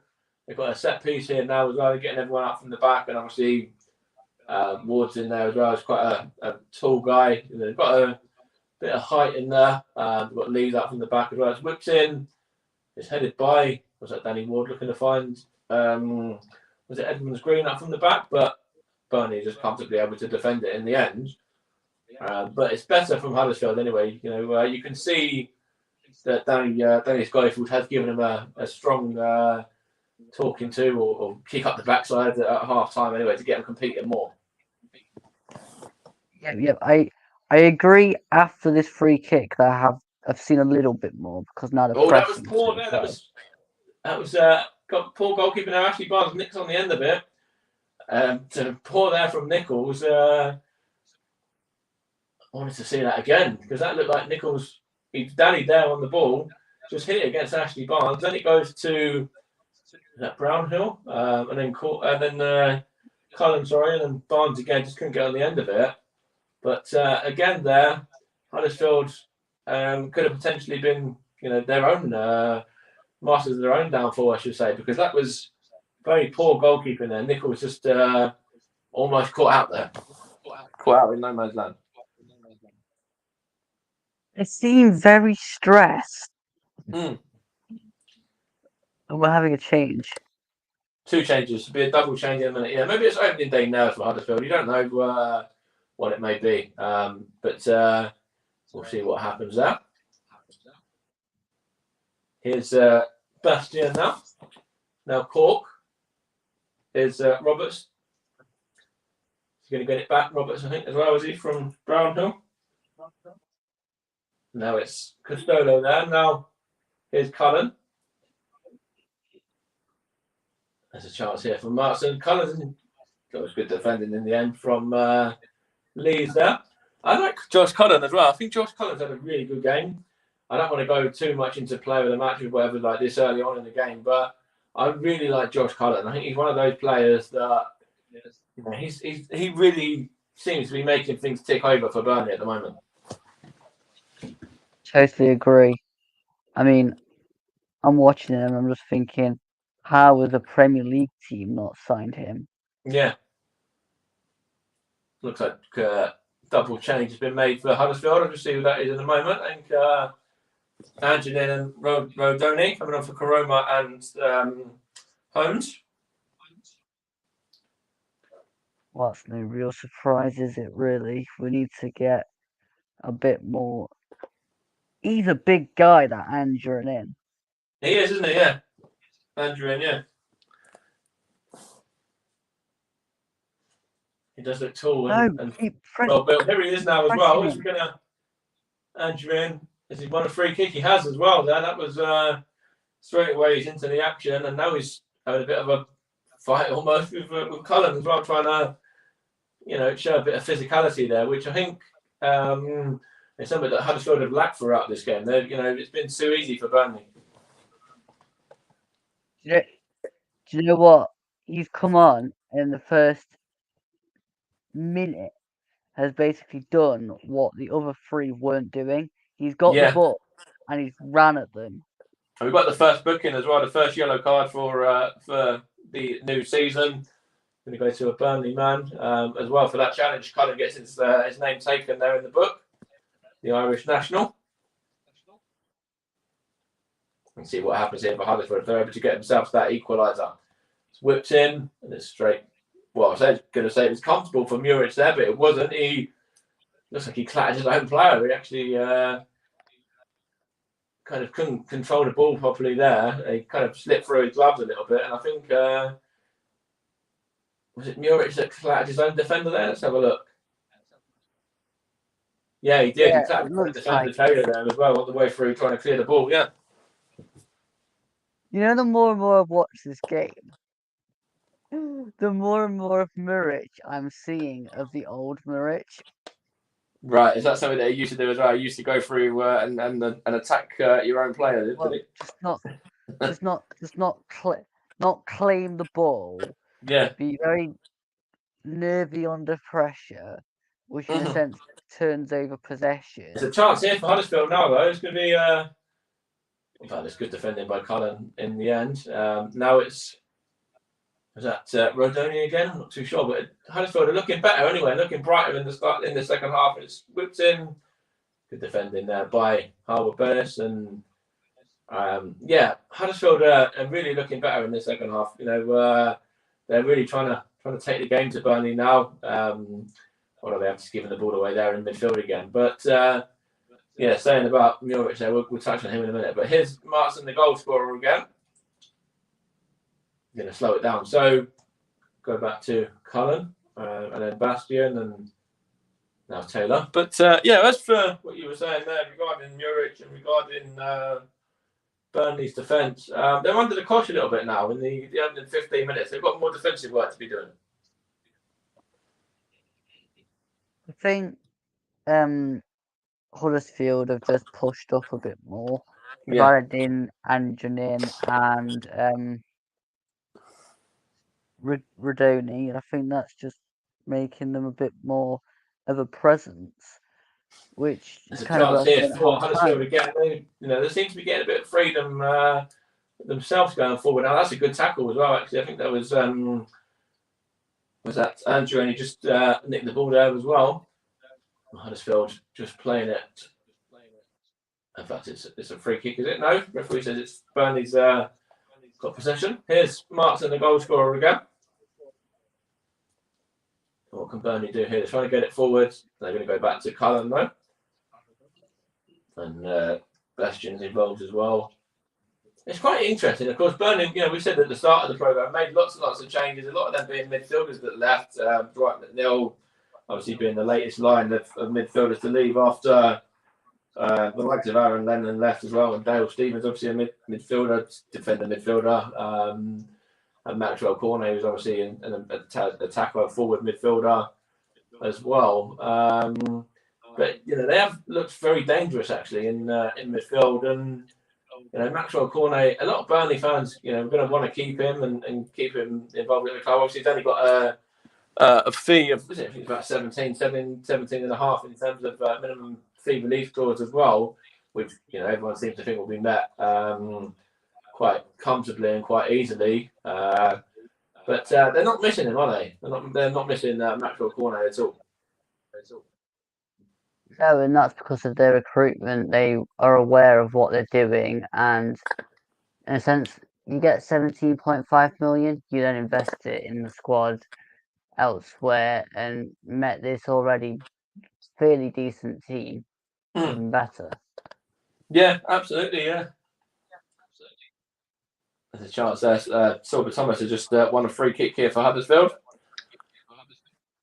And they got 21 goals last season from set pieces, which was the most in the league, even more than Fulham, who of course had Mitrovic up front. But we'll see what happens here from this one. If they can add their first of this season onto it, which they can't. There's a man down in the box for Huddersfield, though.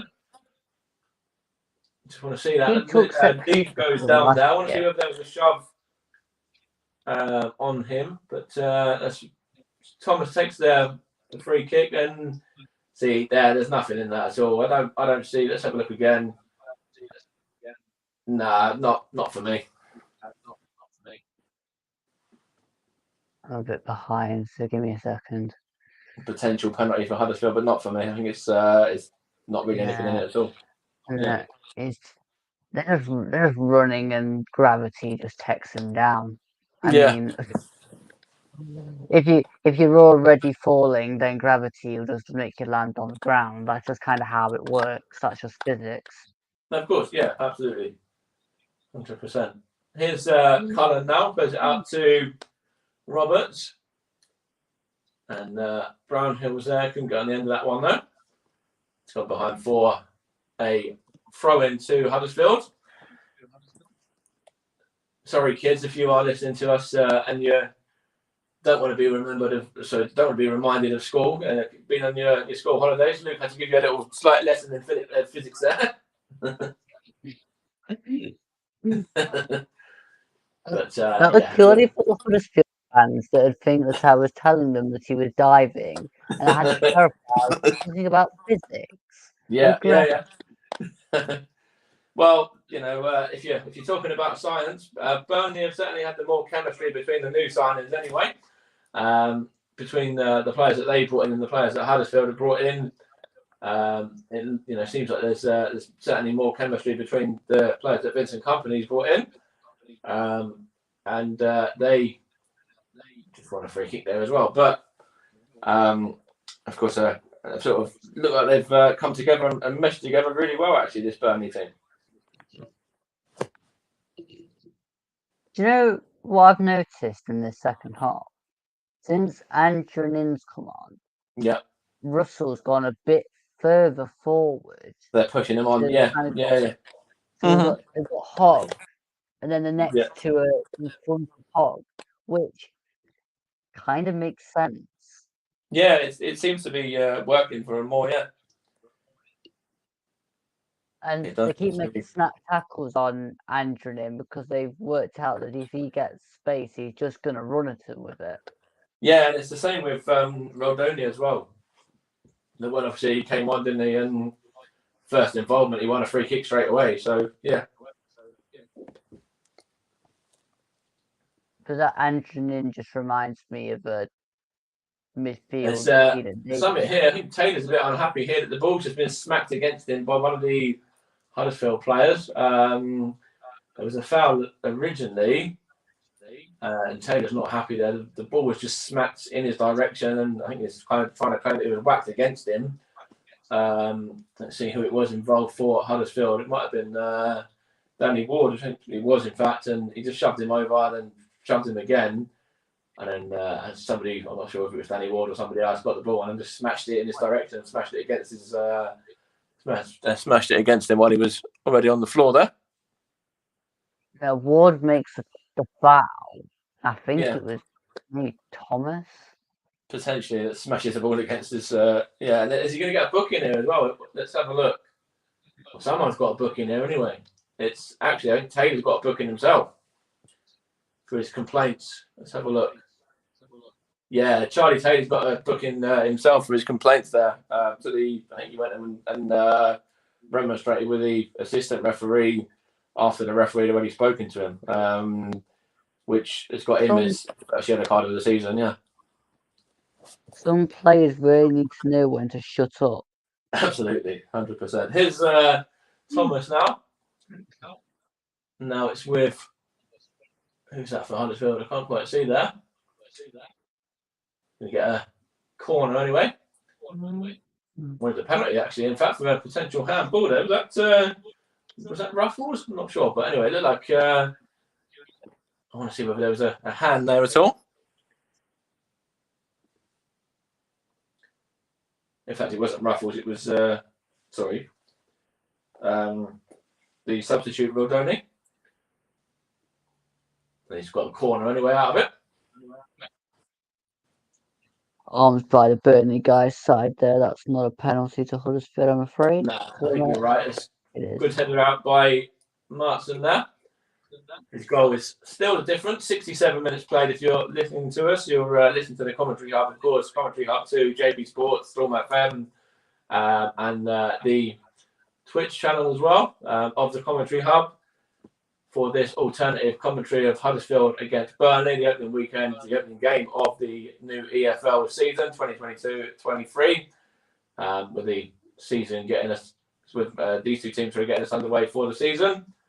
And then, of course, we've got some great action over the weekend as well, as I said earlier, which sees the Community Shield being brought, also the Lionesses game against Germany being brought to you as well, and also the Monday Night Football being brought by JB2.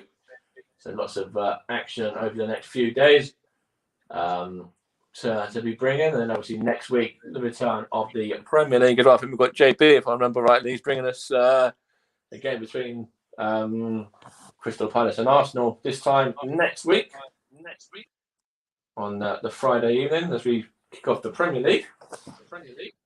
Oh, what's that? Burnley are going to bring on Scott Twine. I'm interested. Yes, of course. Had a good record actually, Scott Twine at MK Dons as well. He had a really good record there the last couple of seasons. And it's going to be interesting. Obviously, he's only a young man, only in his 20s. And, you know, he's got a lot about him. He's got a lot of talent, and he really is a natural born finisher. Here's Brownhill's going to have a shot at goal, and it's clear of Nichols' goal there and over the top. But it looks like that's going to be Bastian's last bit of game time as Twine's going to enter the fray to replace him. But yeah, go ahead. What were you going to say, mate?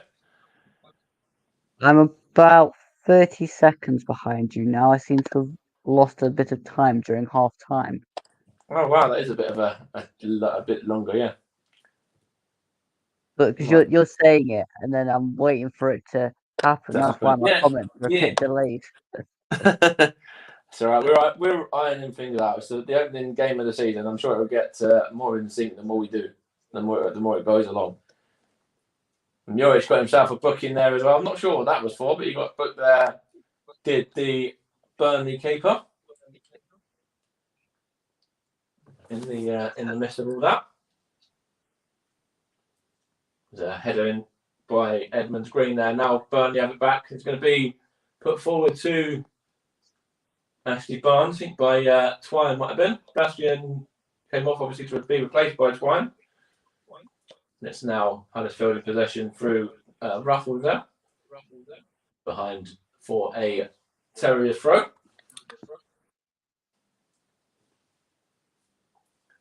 And 20 minutes still to play. And it's still that Ian Martin only goal of the game that's the difference. And we'll get to player of the match in about 15 or so minutes as well, obviously, for the first one of the season. There's quite a few interesting candidates and shouts as well, I think, who've had good games. And obviously, as co-commentator, you get the casting vote, the decision on that one. So you can have start to have a little think on potential candidates as well. What's that? This is wonderful. Oh, okay. That was Turton there. He's just won the throw for Huddersfield. And it's going to be taken anytime now. He's going to get it back, as he knows, doesn't he? He goes forward as Hogner. And Danny Ward finds Rodoni. Down.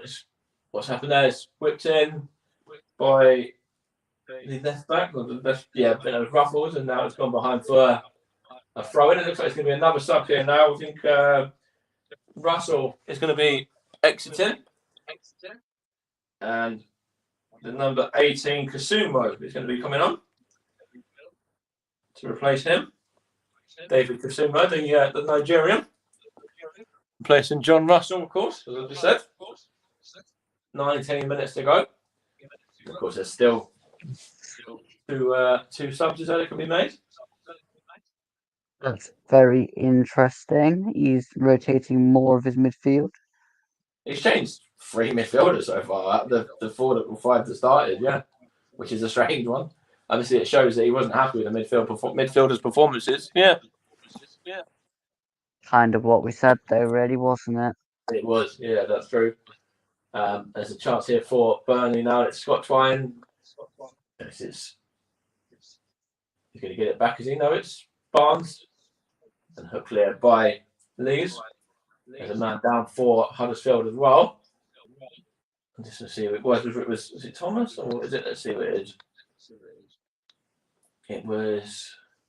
No, in fact, it was the number 23, Edmonds Green. That the man was. It was down there, I should say. Yeah. You managed to get it back in sync a bit now. Here's a chance for Huddersfield. And that was the substitute, Angelin. He's involved in a shot goal, and it's over the top there from the Huddersfield man. Was that Danny Ward? Or was that? Let's see who that was. That had the effort in the end. Might have been Danny Ward. Let's see. He's playing off the shoulder there. There's Ruffles to Angelin, and then in fact, was it a little bit of poor clearance in the end from Burnley. It was, I think, Danny Ward got the final shot on goal, and it was not troubling the keeper there. Definitely Danny Ward. Got Costello coming off now for Burnley, and he's going to be replaced by the new signing, Vitinho da Silva. Only brought in, of course, yesterday. Just signed in time, obviously, to play this game. A few Burnley fans there with Brazilian flags as well, because Vitinho's Brazilian persuasion. He's entering the fray for the final 16 minutes or so. Ian Martin's going to take this throw in now, though, which Burnley have won. Here is Taylor.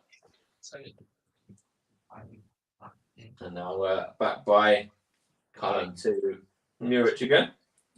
And now it's with Taylor there. It looks like Burnley have changed their formation slightly as well. I don't know what you make of it, but it looks like they've now gone where Harwood Burnley is sort of a central, but it looks like they've gone 3 at the back with Charlie Taylor sort of more than left. Like he's kind of seems to be playing more of a left back position now. It looks like Howard Burnley is pretty much playing centre back almost on his own.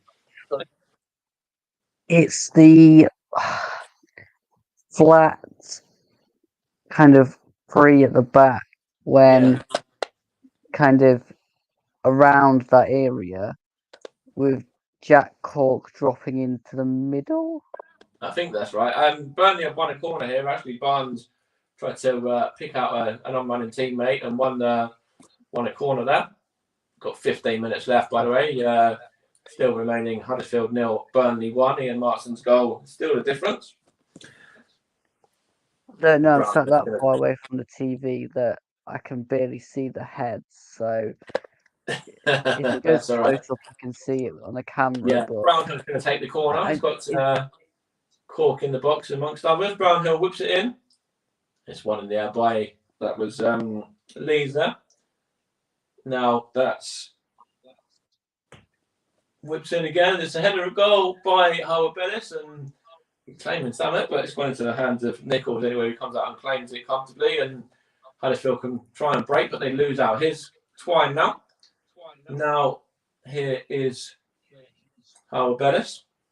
Gets it from Cullen as well, and then Taylor tries to switch it across, and it goes behind off of a Huddersfield head for a Burnley throw on. Let's have a look at this opportunity again here. Howard Bellis was trying to claim that one over the line, was he? Trying to claim it was carried over the line by the keeper Nichols, but the whole ball wasn't over the line anyway. Looked like he was trying to claim that the ball was had crossed the line now, which would have been an interesting, which was quite interesting. Not over the line. It wasn't. No, it definitely wasn't. Keeper just has to be alert though. The giveaway is that you can see at least 3/4 of the ball, the right side of the post. There's a shot here by Martin, and it's no danger to Nichols' goal there. But yeah, that was definitely not over the line yet. I think the referee, James Dennington, I think he's actually done very well. I think he's got all but maybe one decision right. To be fair, I think he's had a good game, actually, really, so far anyway. Yes, he's definitely a better handle of this game than he did Forest Luton. Oh, did he take that game, did he, as well? Okay. He was the one that gave the penalty against Colback when it handballed against both of them. And again, we won't go into that. That's fair. All right. Here is Murich to Taylor now. Now Martin, now Taylor again. Gets it back from Cullen and back to keeper Murich again, who clears it. And one, in fact, is a foul there. Ashley Barnes just shoved in the back and wins a free kick. It's a good play from Ashley Barnes there, using his experience to win that free kick there. 12 minutes to go, plus additional time. Huddersfield 0, Burnley 1 on the Commentary Hub 2, JB Sports, Storm FM, and the Twitch. For this alternative commentary. With myself, Mike Heineman, and Luke Turton alongside me, who's going to be keeping an eye on Huddersfield throughout the season, no doubt, with the fact he's not in the Forest side, where the team that beat them last season in the playoffs. And of course, Forest kick off their Premier League campaign back in the big time again next week. And it's a throw in here. Is that going to be kept in by Barnes? He wins a throw there. That's actually a good play from Ashley Barnes. He wins a throw there off of Ruffles. And again, uses the experience and uses his know-how there to help Burnley out in a difficult situation, and wins a throw in, and now he can get forward into the box again.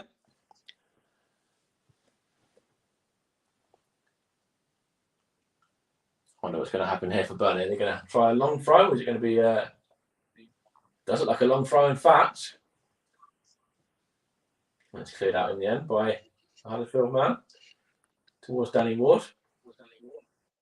Martin now Twine involved. Martin's again got lots of space down that left hand side, keeps it into and tries a bit of skill there. It comes off as well. Well, kind of a little bit fortunately, and it's a shot at goal. Again, potential handball there. So the referee going to give there nothing in that one. Again, he's sticking to his guns there. Here's Josh Cullen again now for Burnley. Gets it back from Martin, and now Twine. Plays it out to. That was the number 22 there, which was Coutinho, who came on, obviously. Burnley have got another set piece there now. 10 minutes to play. But yeah, what have you made of this game so far, Luke? Obviously, we've still got 10 minutes to go, and it's been more competitive in the second half from Huddersfield, and not as easy or straightforward for Burnley. Although I still don't remember Muric having to make a save of note. But Huddersfield have looked better in this half, haven't they? I think Huddersfield is still going to struggle if they play like this. So I think it's been a pretty scrappy game, and in places, I mean, Burnley have had some decent play. Yeah, Martin's looked brilliant. he's looked very good. To be honest, I need to see more of both sides across a range of games to know exactly what to expect. But Burnley have definitely got the edge in this one. Coutinho's just won a free kick as well. Again, he's involved there. Just twice in the matter of about a minute or two there that Coutinho has caused a few issues to the Huddersfield defence and won a free kick that time out. I'm getting Howard Bellis and Taylor up from the back again. Actually, Barnes on the edge as well. And Taylor just going in behind Turton there, and the Huddersfield back line was whipped in. It's cleared out at the end. It's a shot goal. That's a good block, is it? And let's see what's going to happen here from the second attempt. It's put across. Great defending. I think was that Leeds again? Ashley Barnes almost got on the end of it. Was it Brownhill that put it in? I couldn't quite see. But Ashley Barnes has got an issue here now. He stayed down there. It was definitely Brownhill that put the ball across. Yeah, and Ashley Barnes has just got back gingerly to his feet again.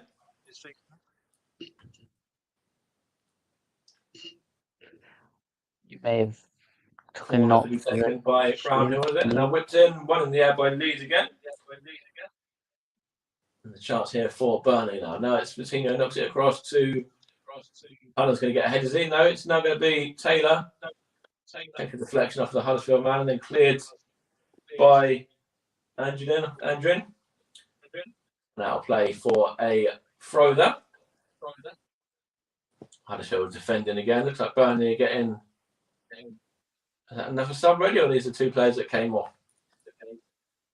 I think one of them was a player that came off anyhow.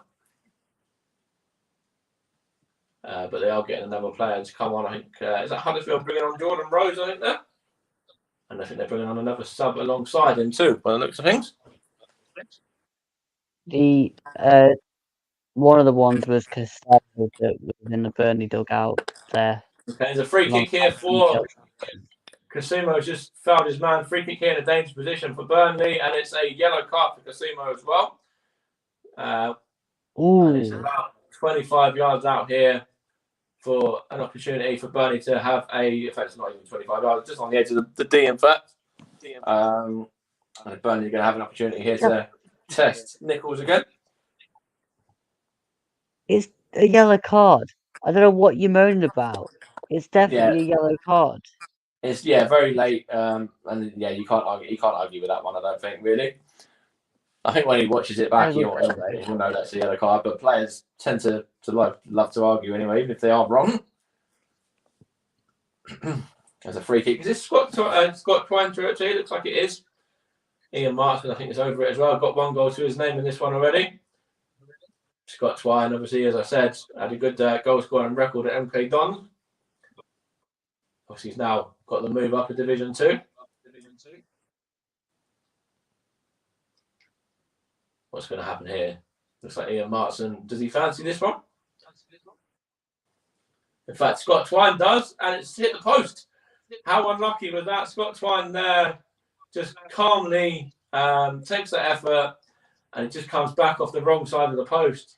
And that's a decent effort there from the Burnley number 11, but they just couldn't get it to curl around, and it ends up going the wrong side of the post.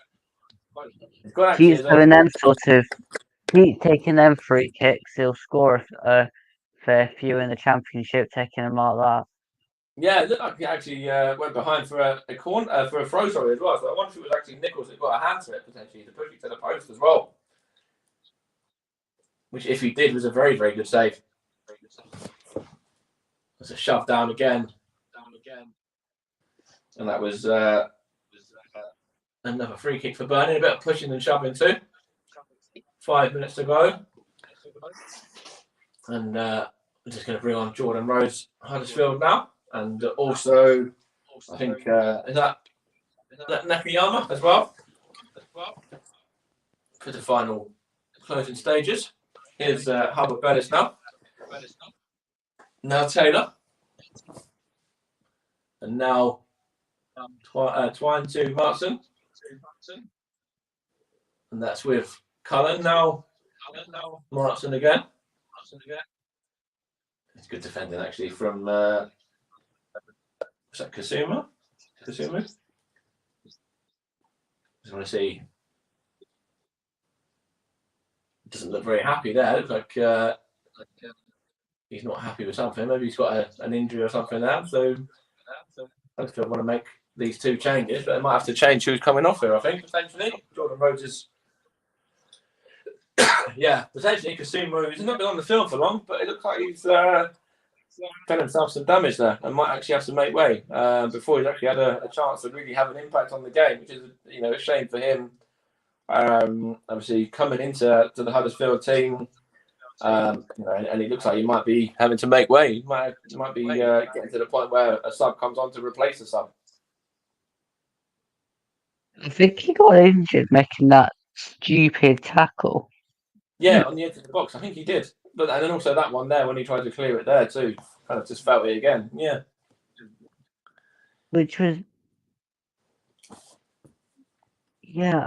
I don't understand that. All he had to do was make sure he was trying to get round the side. He didn't need to dive in on the player. No, I mean, just going to add a little bit more added time onto the game, so we'll see what happens there, shall we?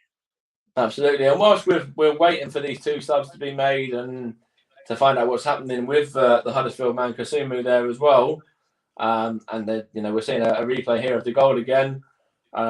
It's come to that time where I'm going to ask you for your player of the match as well, and who you're going to give your vote to in that. Well, it's been a hard decision because I was trying to decide between two, and I think I'm going to go for Ian Martin. In fact, I love left-sided players that can attack, score goals, and create as much as he's created. It was difficult between him and Josh Cullen, but again, Ian Martin it is for me. Yeah, I think that's a fair shout. Obviously, his goal was a very well taken finish. He, was causing issues down that left-hand side multiple times. So yeah, I can certainly see where you came from with that. As it looks like Kasuma is one of the men to make way. So he came on to replace Russell, and now he's going to be replaced himself by is it Nakayama coming on for him? It is. Or is it Rhodes? It might be Rhodes actually.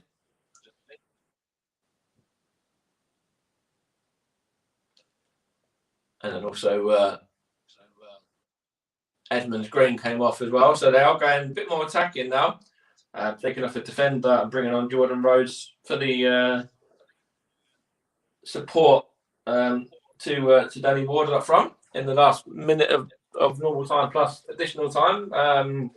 Although they've got to create more than two shots on target anyway, and have a shot on target if they want to get themselves anything from this game. Ian Martin there. The chance here. There's Brownhill. What can he do? Is there any chance he can keep it? In fact, he just recycles it back to Robert Sir, I should say. And now here's Fatina. And Burnley just playing keep ball. Here's Cork. And what can Burnley do there? Jordan Rhodes, can he get on the end of it? He goes down. Referee says no free kick. Vincent Kompany just getting some instructions across in terms of the system and how he wants Burnley to play and how he wants to see out this game. And I think the fact Vincent Kompany's a defender, or was a defender in his playing days, he'd love to be out there trying to defend this as well, wouldn't he? Now, Burnley in this position, defenders love to defend. Ian Martin smashes that one straight at the keeper, but I think Vincent Kompany would love to be out on the pitch now for these remaining 5 minutes of additional time, heading everything and clearing everything away. Absolutely. I think Vincent Kompany has just as much energy as a manager as he did as a player. I think he does. Yeah, absolutely. And if he can learn, as quickly as he did in the playing side of things, management side as well, and use the likes of these Manchester City boys he's brought in, Burnley will have a good season. He's brought in a lot of talented players, as I said earlier. If you've listened to the stream that we did the other night, I think it was last night, you obviously had Burnley doing well and getting themselves straight back up again. Having watched them tonight, I can certainly see where you're coming from. They're very well organised. They look difficult to break down, and they look very creative going forward as well. And they've got a lot of players who can make things tick. Yes, it's a long slog and a long haul, but it's a positive start if things remain that way for Burnley. We've still got about 3 and a bit minutes to go, but they can see this one out and get themselves an opening day 3 points. It's certainly going to hold them in good stead. Absolutely. I honestly think that Burnley have backed up my points from last night. Yeah, there's a chance here for Huddersfield though from this free kick. Let's see whether they can get an attempt at goal. It'll be their first after 92 minutes as well, if that's the case. It's going to be whipped in by one of the subs. In fact, it's really poor as well, and so easy for Burnley again. Just literally, I think it's caught there, just smashes it down to the other end of the pitch, and everyone's just flocks down there to try and put the pressure back on Huddersfield again. They've got it forward though, and there's a free kick there. In fact, no, there's a Burnley man down there. I think it's Roberts who went down. It was going to be a free kick there, but looks like Andrew just about got away with that one. He's got a throw instead of actually giving away a free kick there, looks like. As Roberts is still being helped to his feet. Yeah, because Roberts basically just jumps into Anjonin. Yeah. And Anjonin just kind of stood there. I mean, there's no foul in that. It's a long throw here, and it's a chance here again for a chance here for Huddersfield, but it's Brownhill nicks there ahead of his man and then goes down, and that's brilliant from Josh Brownhill. It's exactly what you want. When you're defending, you want your midfielder back there and just winning the ball down on the edge of the box, and then just going down and eating up a few seconds, valuable seconds for Burnley. Absolutely. About a minute and a half, 90 seconds left to go of the additional time. Vincent Kompany and Burnley on course to get an opening day win at Huddersfield and the opening game of the EFL season. It's going to be taken here this by Muric now. This one by Lees, and then Huddersfield knock it forward, looking to find.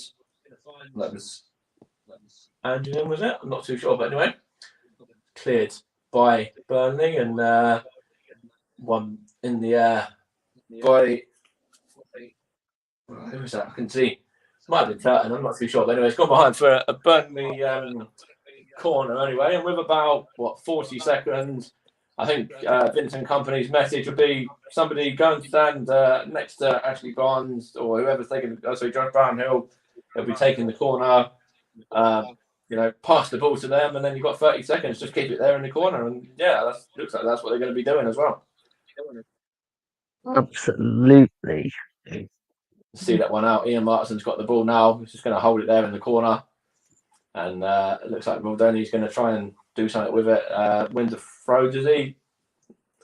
he does, but it's in the wrong end of the pitch for Huddersfield. They've got 8 seconds, 5 seconds now to get the ball moving forward and try and get themselves an opportunity now, one final chance. But the ball's certainly in the wrong end of the pitch, and we're now over the 5 minutes as well. As James Dennington's not looked at his watch yet. In fact, he has now. He's going to give that as a throw, though. He's going to get the Huddersfield players to move backwards and not eat up a few extra yards. And it's now with Leaders up there from the back as well. And they get that one clear. And that is the final whistle. Vincent Kompany and Burnley have hung on in the end for that 1-0 victory. A comfortable performance in the first half. Huddersfield a bit better in the second. Had a few moments in the game without really having to test the keeper, Muric loads or anything like that. Burnley, opened the 2022-2023 season with a victory against Huddersfield Town, beaten playoff finalist Huddersfield Town. Burnley, obviously relegated last season from the Premier League alongside Norwich and Watford, and get up and running nice and early with that Ian Martin goal. The difference in this game, Vincent Kompany on his first managerial sort of debut for Burnley as well, gets a one over Danny Schofield on his debut for Huddersfield, and it's Burnley that progress to game week 2 with a opening day win to their name. You have to say, Burnley played some brilliant football tonight and defended really well. Norwich had some shaky moments, but again, had hardly anything to do. Yeah. But if Huddersfield approach the rest of the season like they approached this game, then they're not going to have any points at the end of the season. And of course, I don't want to spoil it too much in case people want to go back and want to check out the predictions and stuff. But I'm sure Russ and yourself have both got Huddersfield to struggle in those predictions, and from this performance tonight, you can certainly see why.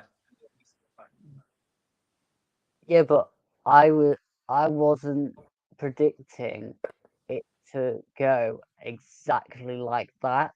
No, I mean, okay.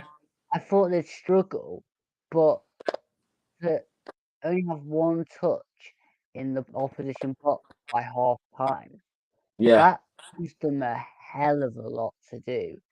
And I think my final kind of comment is Burnley go out of a bang for Huddersfield on that one. We'll leave it with that one then. So thank you, Luke, for joining alongside me today for this game as Huddersfield were beaten at home to Burnley. We've got Russ there as well. Just want to bring Russ in just for a moment as well, if he's there, just for his take on that game. Obviously, it was a great performance from Burnley and Huddersfield. I think we definitely said it once in the commentary. We might have said it twice. Looked like they were a team who were suffering from the playoff final loss, weren't they? And Burnley, showed a lot of quality and a lot of good signs today. And if they can keep that forward, then they'll have a good season. Yes, they will, Mike, and fantastic commentary from yourself and from Luke this evening. It was a brilliant game to watch, fantastic goal to win it. And Vincent Kompany, everyone thought Vincent Kompany won't get Burnley off to a winning start. Huddersfield Town tonight, but I was saying to a few friends earlier on with the loss of Carlos Corberan, who was the Huddersfield Town manager last year. The loss of the two of their key players in Harry Toffolo and Lewis O'Brien. I always thought Huddersfield were going to struggle, not just in tonight's game, but this season. And when you listen back to the preview that we did prior to this game on the channel yesterday, it was 3 Mike. You could actually see, and then after you watch this game, to be honest, you'll probably understand why I've got Huddersfield as one of my 3 teams to get relegated, especially after losing those 3 key parts of their team, and one the manager and two of the key players, and especially Toffolo, who held that defence together at times last season and was one of the main defenders for Huddersfield last season.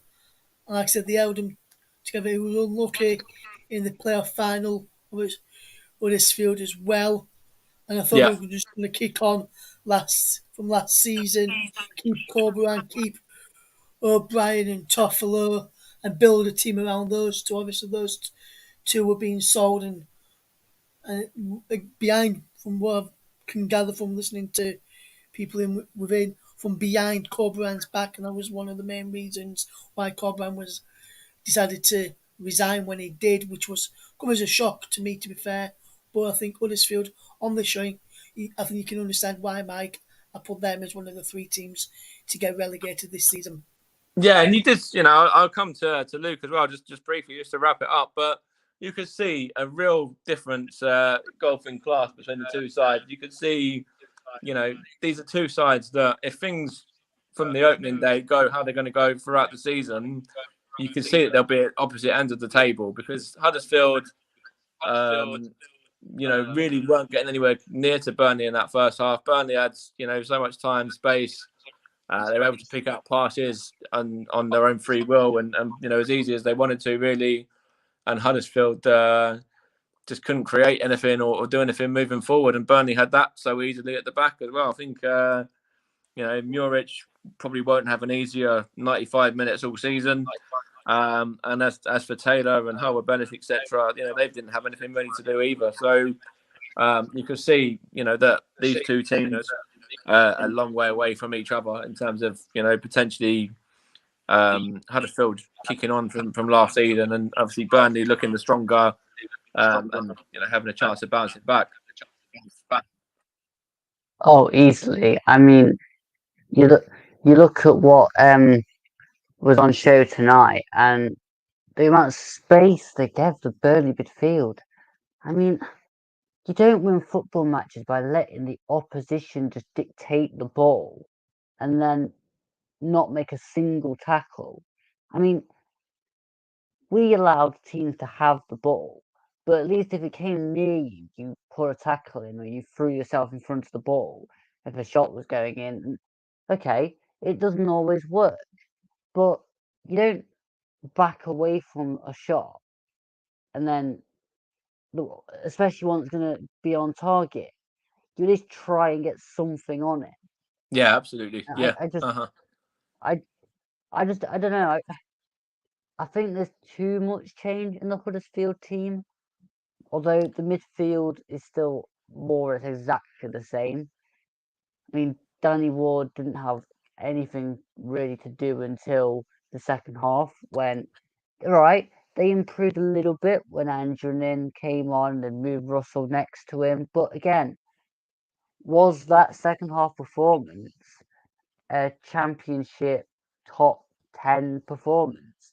No, Probably not. they've still got a few weeks left of the transfer window, and they've got to go in and they've got to look to improve. Yes, they brought in some players already, but they've got to look at bringing some creativity, because when you see the likes of Turton and Ruffles and Thomas and the likes of Koroma having those quiet games, or games as quiet as they did tonight, they've got to look at making some changes and doing things a little bit differently, because Ward was, literally he was feeding off the scraps. But when you've got strong kind of defenses and like wing backs like Connor Roberts and Ian Markson, Yeah. you're not gonna get in down the sides. And if it's already evident on the Friday before the main set of fixtures actually go off that that's the case, then every other team will have watched that game and go, well, all we need to do is stop them down the side because they've got nothing through the middle. No, yeah. And Burnley had it so easy through midfield. Like Josh Cullen, I think he had like the most or second most touches in possession and everything. And he was really, really good today. I know you gave Ian Markson player of the match, for yourself, but Josh Cullen, he deserves a massive shout as well. I thought he was sensational. I thought he was very good tonight. I'd have to agree with you there, Mike. It was brilliant, Josh Cullen, and you can see why Vincent Company has fetched him to the club. He knows Yeah. what he can do, and he's proven it tonight what he can do in that midfield. Yes, at times, but the midfield for Burnley was when Huddersfield trying to get the ball up towards bypassing the midfield at times, but you could see why he fetched him in for his recovery challenges at the back as well, and I think he formed a good partnership with Jack Cork in that middle of midfield, and I Yeah, think he did. He did. JB, when he watches the game back or watches the highlights back, he'll be able to see why Josh Cullen played as well as why we're speaking of highly of Josh Cullen tonight, and especially Jack Cork. And Jack Cork was the captain tonight for Burnley. It looks like Yeah, he'll be the captain moving forward. And it was the captain's performance from Jack Cork as well. it And was. he was It one of was. the players last season, towards back end of last season, where some Burnley fans wanted him to be gone this summer, but Mhm. kept him. They've signed no contract, and excuse me, and you can see that he's done really, really well this evening. Right, I think we'll wrap it up there. JB just put in that he thought Cullen had a very impressive performance, and I had to agree with that as well, as I mentioned just a minute ago. Ian Martin was also very good. There was a number of Burnley players that was good. I thought Ashley Barnes was good as well. He led the line very, very well. Was a bit unlucky not to potentially get a goal himself. But yeah, I Another thought good Burnley player, were Mike, for me. impressive.